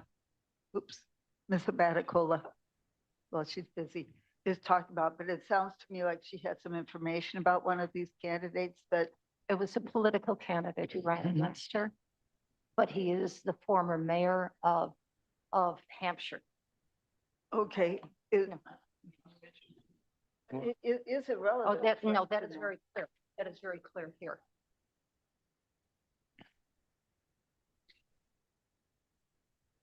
Well, when appropriate. And what I just said, that is public. That is public. I would like to know. Okay, I'm going to repeat my question now that I have. I'm asking if the information that Ms. Abaticola has would be relevant to, for example, my knowing how to. No. vote. No. Thank you. Yeah. Yes, sir. Yeah, Madam Chair, moving forward, the only responsibility you had in this one was these 5 individuals should belong to a certain party, 3 to Democrats and 2 to Republicans. How have you ascertained that they belong to that party? Did you look at the voting history? Did you look at the scorecard? What did you do? Considering 2 members were such, considering 1, yes. Regarding the other, I know personally and has served, the only reason professionally, not as a friend, but personally, who I know to be And the other one, I know that previous was running as a party member. So yes, they have been vetted. So when you say there are two Republicans, there definitely are two Republicans. Absolutely. Absolutely. Okay. One of which was vetted as recently as last night, who has a strong voting record as a Republican. All right, thank you.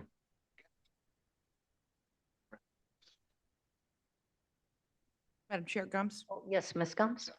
Question, I guess trying to make sure that we don't all get trapped in something down the road.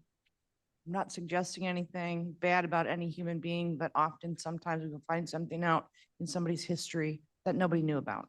So when you say vetted, are we talking about a criminal background check or something like that? I guess my question is a skeleton gonna pop out of a closet that's gonna get us all in huge trouble? I mean, I named all my skeletons, but I think that's an important step. And I don't know if it was followed.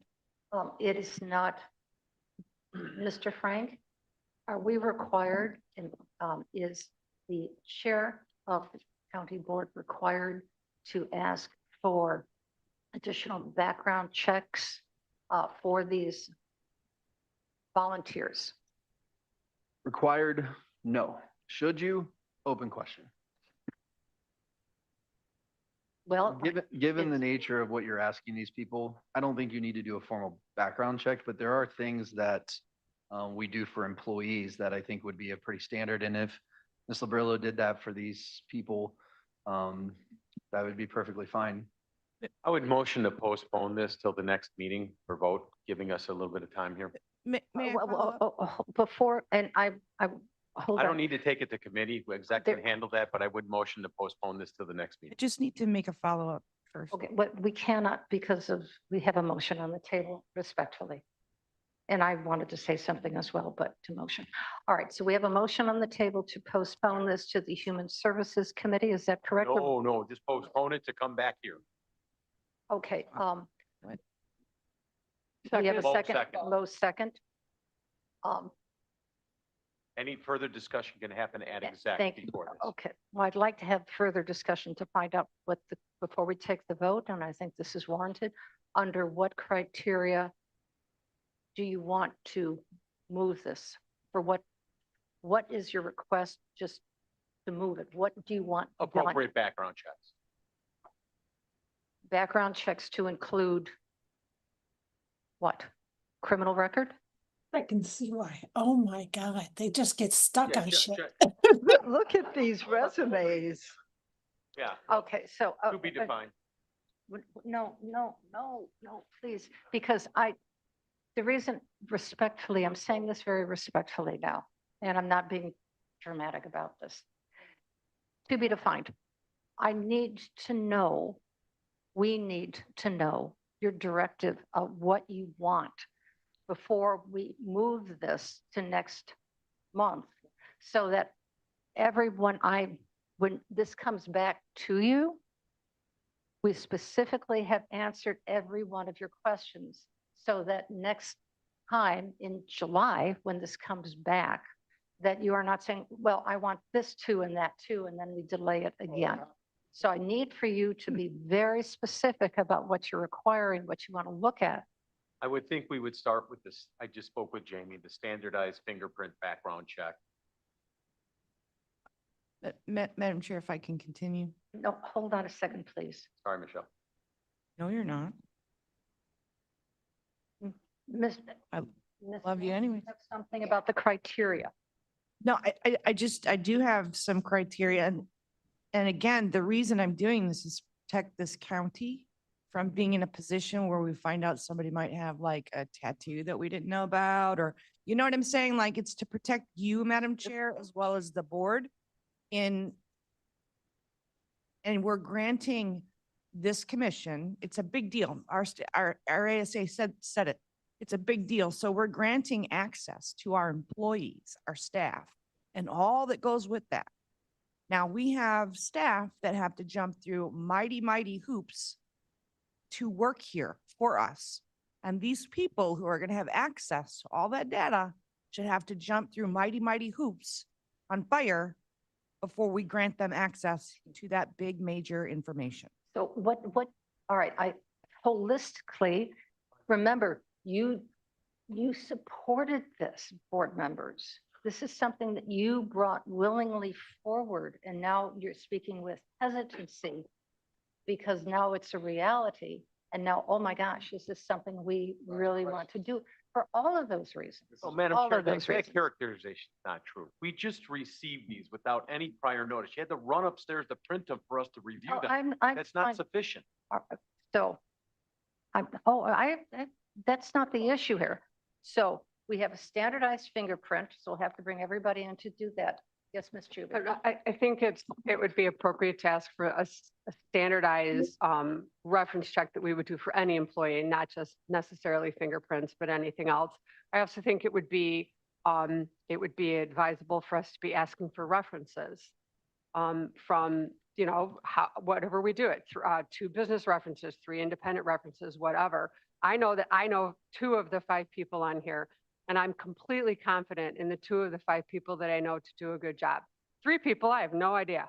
So I would like someone else who maybe knows them to have given them a character reference or a work reference. It would be very helpful to me to have those things and also have it in advance prior to the meeting, because it's very difficult to try to read it and listen to the conversation that's going on and try to figure out what questions you need to ask. So in an appropriate amount of time would be beneficial. Mr. Gripe? Thank you, Madam Chair. A couple people ago, I was going to try and say that the substance of between now and the next meeting could be what Leslie was just talking about, whatever we would typically request of a new employee. So whatever background checks, whatever fingerprint, whatever it is, they would do that. They would do a criminal background check, and then it may be some information on references or referrals. Those 3 things, which may be in the first thing, I think would be great information for us to have at the July meeting, and then we could look through this and then say, okay, we're good. I don't think the question is all in the process. It's, we want to make sure these people fit what we think this thing will do. That's it. All right, we can move this forward. Standardized fingerprint. Remember, these are volunteers. They can voluntarily do this, or they can resign and say, I withdraw my application. Reference check with references, standardized reference check, as very much like we do for a new employee, including a criminal background check. I don't know what these costs are, but I'm sure that Jamie and I can deal with that. Madam Chair, Yes. Wrong about that. Next, we'll go against this. Next. super quick. I think that I hate to say this, but I think that there should be some type of policy or rubric first before we do this to say, if someone has a DUI when they were 21, that we're not going to consider that. Like, there has to be, like, of the different classes of things of a law that could be broken, that there are things that's fine and these other things aren't fine, because adults that are wise and have lived a little bit of life have things on their record. And so before we take it personal with someone, we have an objective policy, as HR does, of these are the things we would accept with a background check, and these are things that we wouldn't, and we apply it across the board equally. All right, so thank you for that, and I appreciate that. I truly do. I think probably no one in this board has not committed some kind of thing you look back at and you go, oh, good God, when I was 17, why did I do that? It happens to, it's part of being grown. All right, so the one thing I would like to ask, though, is Mr. Frank, with this request, should this be in writing as part of the policy for this specific commission? My apologies, only this specific commission. Or are we going to move this forward to all commissions, or is it going to be specifically as a commission just for the Ethics Commission? No, the Ethics Commission, it's a commission. Yeah, nothing requires you to do any of this, but I do think it's warranted, which is kind of why I'm I'm not trying to advocate for it, but I'm trying to make you all understand that this is a different thing than some of the other things you guys have done appointment wise. Okay, so this would be then, I would like to make this, with this, I have to ask them. I will talk to Jamie before we take the vote. I will talk to Jamie. We'll set up the proper protocol for this. The research will be done. If they say no, then we do not have 5 people on the commission. And we'll go back and I will continue to search. And each one, as I interview, I will go back and ask them again, would you consent to do this? If they say no, you understand what we're going to be going through. So, and so it's up to them. It's just up to them. So thank you. I think we've had enough of this. So we plan the Madam vote. Chair, I Yeah. had a question. Oh, Miss Molina, absolutely. Yeah. Welcome. Yes, thank you. My only question really was, and I don't see that resolution or in the code, is who's responsible for the onboarding of the commission and kind of overseeing and providing the commission with information? Is that going to come from Human Services or is that going to come from the county board office? I believe it's not the onboarding of the duties of the commission will not be coming through the county board office. It'll most likely with the state's attorney. And that would be with Mr. Frank, because I've talked to Mr. Frank, because it has to deal with legal issues, values of ethics, which I know all attorneys have to study. I would suggest that it should come through their office. So I'd like a timeline on that as well. Like all this kind of the process is going to be for this commission. I'm sorry, could you repeat that again? There was a lot of sideways conversations. Yes, I'd like us all to be aware of going to, when we vote on this next month. Okay, for the individuals who are recommended towards the commission?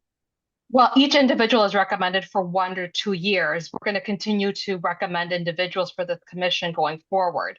So I'd like a standardized guideline as to what happens when we onboard commissioners, who's responsible for providing them the information and so forth.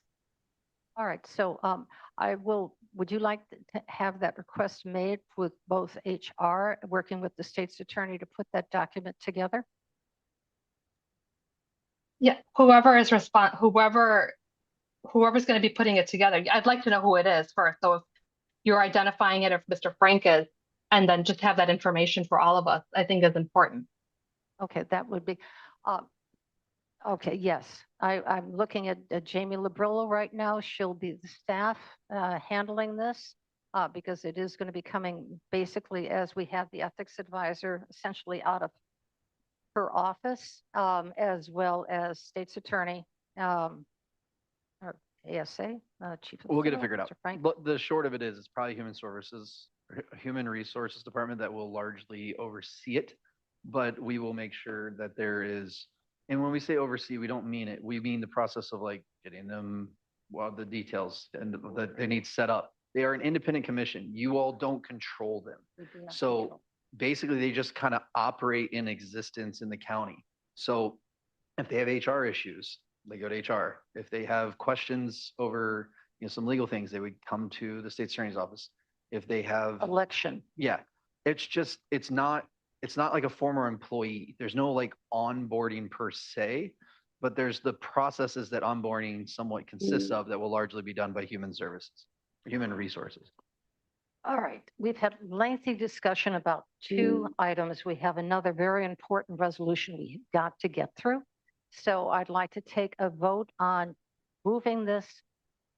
postponing the vote on these items to make the qualifications and bringing it back forward to the July board meeting. And the July board meeting is on the 14th. When is that?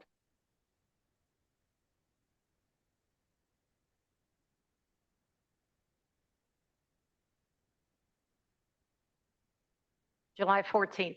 So we're going to move this with the recommendation that we ask each one of the 5 proposed commission members to submit to a standardized fingerprint. We'll be doing a reference check. We'll be asking for references, reference check references, and a criminal background check, which I'm sure that the fingerprint will certainly come up if anybody has been arrested. Nationwide, not just state. There's That- two different I'm- kinds. I don't know much about fingerprint check. No, background check. Background check. Okay, nationwide check. Okay, including Hawaii. Okay. All right, very good. And then we will report back to you next month. Clerk, call the roll, please. Yeah, we're taking the vote right now. Vote to move, postpone to July 14th with the criteria so mentioned. So my understanding is that you will report back to us at the time of the meeting? Is that when we're going to go review those? I was asked to give you, we'll have to go into executive session because this is incredibly personal stuff that these people are submitting to. We can try and have it like that. No, it has to be brought forward to the full board because the full board is going to want to know what's going on. We're going to repeat it one more time. Okay, take the vote, please. Abaticola? This is to postpone to the next county board meeting on July. Abaticola, yes. Allen? Arroyo? It's in the county code and we move the goalposts again next month, so I voted no. Bates? No. Gripe? Gripe, yes. Gums? Yes. Well, Iqbal, yes. Juby? Juby, aye. Caius? Caius, no. Lewis? Linder? Linder, yes. Molina? Molina, yes. Hennessis? Hennessis, yes. Roth? Roth, yes. Sanchez? Strathman? Strathman, yes. Sturgis? Yes. Tarver? Yes. Pepe? Debbie, yes. And Kim Young? Kim Young, yes. Passes. Okay. All right, this will be postponed until next month. All right, so the next one is I'd That like was to mean, Alex. make a Yeah, Madam Chair, move. we have two resolutions which are on the same line. That, we have two resolution of appointing, for, reappointment. Should we follow the same procedure and send them back to the committee so they get the, background check? Or Ethics Commission was a special one? This is totally different, sir. This is totally different. Okay, Get a whole committee of the whole. This is, yeah, I mean. all right, I'd like to move forward, please. May I have a motion and a second to discuss and hopefully get your approval for item number 26-288, appointing a Kane County representative to the Northern Illinois Transit Authority, or i.e. NETA, Board of Directors and the Suburban Bus Board of Directors, PACE. Second. Thank you. Okay. Thank you. The applicant is. Give me a minute. I'm passing out Brian Dahl's resume. Many of you may know Mr. Dahl.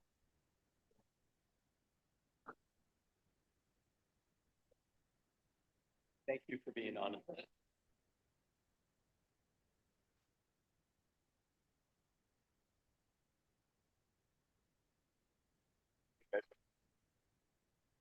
Taking your job. Here, we need one for Miss. We need one for Miss Young. Here, I know.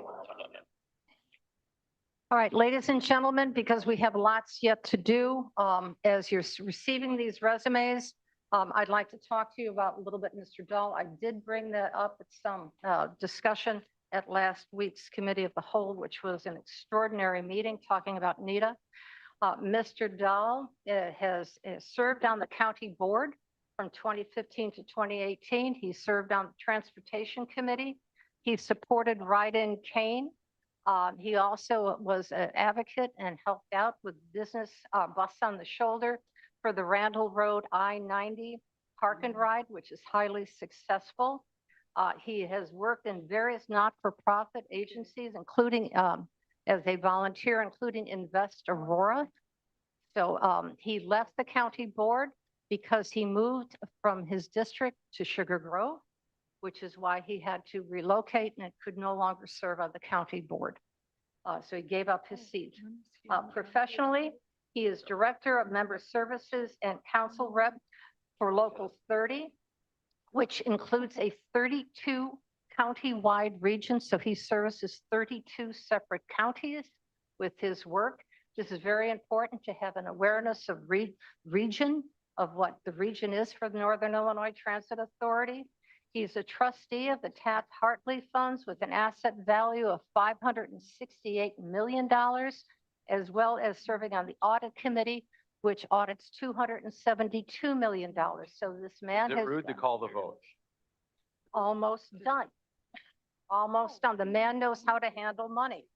He's also president of the Fox Valley Building Trades Council for the past 9 years.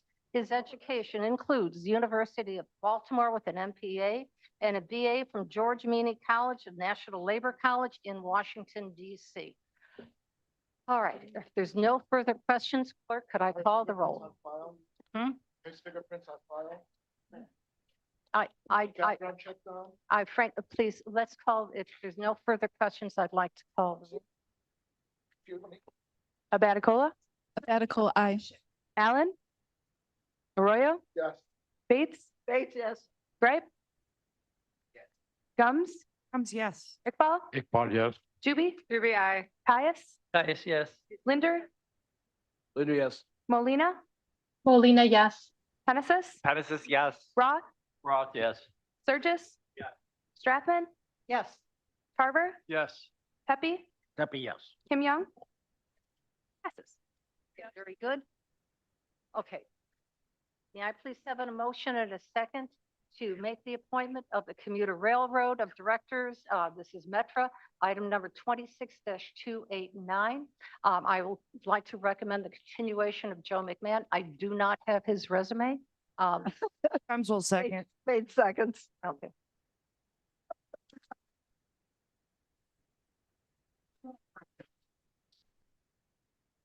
Okay, we have no further discussion. I think you all know and respect him.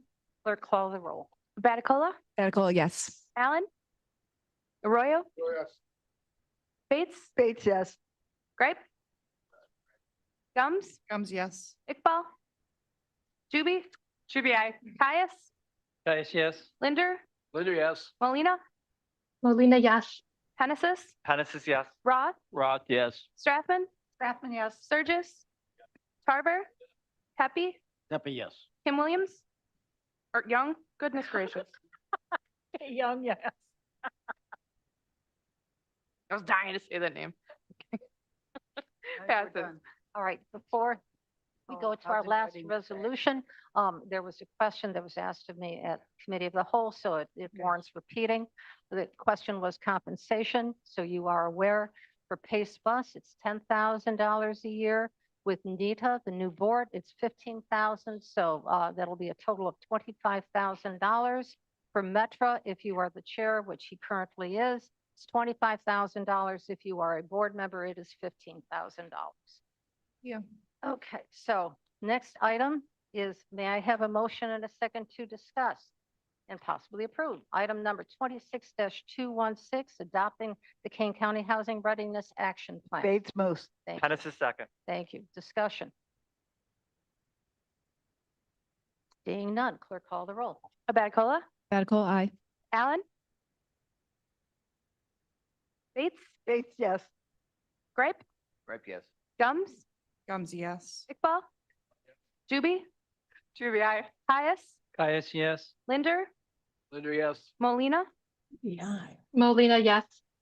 Genesis, Genesis, yes. Roth, Roth, yes. Strathman, Yes. Sturgis, Tarver, Pepe, Kim Young. Kay Young, yes. Passes. Okay, very good. All right, that concludes our resolutions of consent. Is there any new or unfinished business? Madam Chair Gums. Ms. Gomes? I did indicate in executive that I would be making a statement about my attendance at the NACO convention. And I would like to indicate that I will not be attending the NACO convention in Louisiana and New Orleans this year. I personally do not believe I'm going to spend any tax dollar money on a state that excludes a Black district, which they just voted on, and I had been waiting for that vote to take place. And unfortunately, the state of Louisiana has eliminated a Black district in Louisiana, and I will not be participating in their economy. It's important to me. Many of you know my family. It's just not going to happen. I've spoke to the leadership at NACO. They completely understand. I continue to attend my monthly meetings, and I will go forward and represent King County with all best intentions. This has absolutely nothing to do with NACO. This has to do with the state of Louisiana. And I appreciate everybody stepping up to the plate and attending. We'll have a great coalition this year, but I will not be attending. Thank you for those comments. Is there anybody else? All right, next item then is, are there any committee updates? Yes, ma'am. I indicated at exec that we were going to be bringing to you a suggestion, recommendation for salary changes for the newly elected clerk, county clerk, and treasurer. And we missed the window. So we will not be able to do that. And if whoever gets elected chooses to serve, they will be paid at the same rate that they are currently, which is $111,426 a year for It 4 should be years. wrapping up, so Until we that might can be be- 5 minutes late. There's somebody else talking. Okay. So I'd be happy to answer any questions. I'm sorry to the people who get elected. I did have someone who is in that mix say to me, you could probably never pay us enough to do the job, and none of us is in it for anything other than public service. I think they were trying to make me feel better, but it was kind of them to say. Okay, thank you for that update. Are there any other updates? Seeing none, your favorite part of, Roth will make a motion to Thank you. adjourn. thank you. Second, all in favor? Okay, great. Have a good day.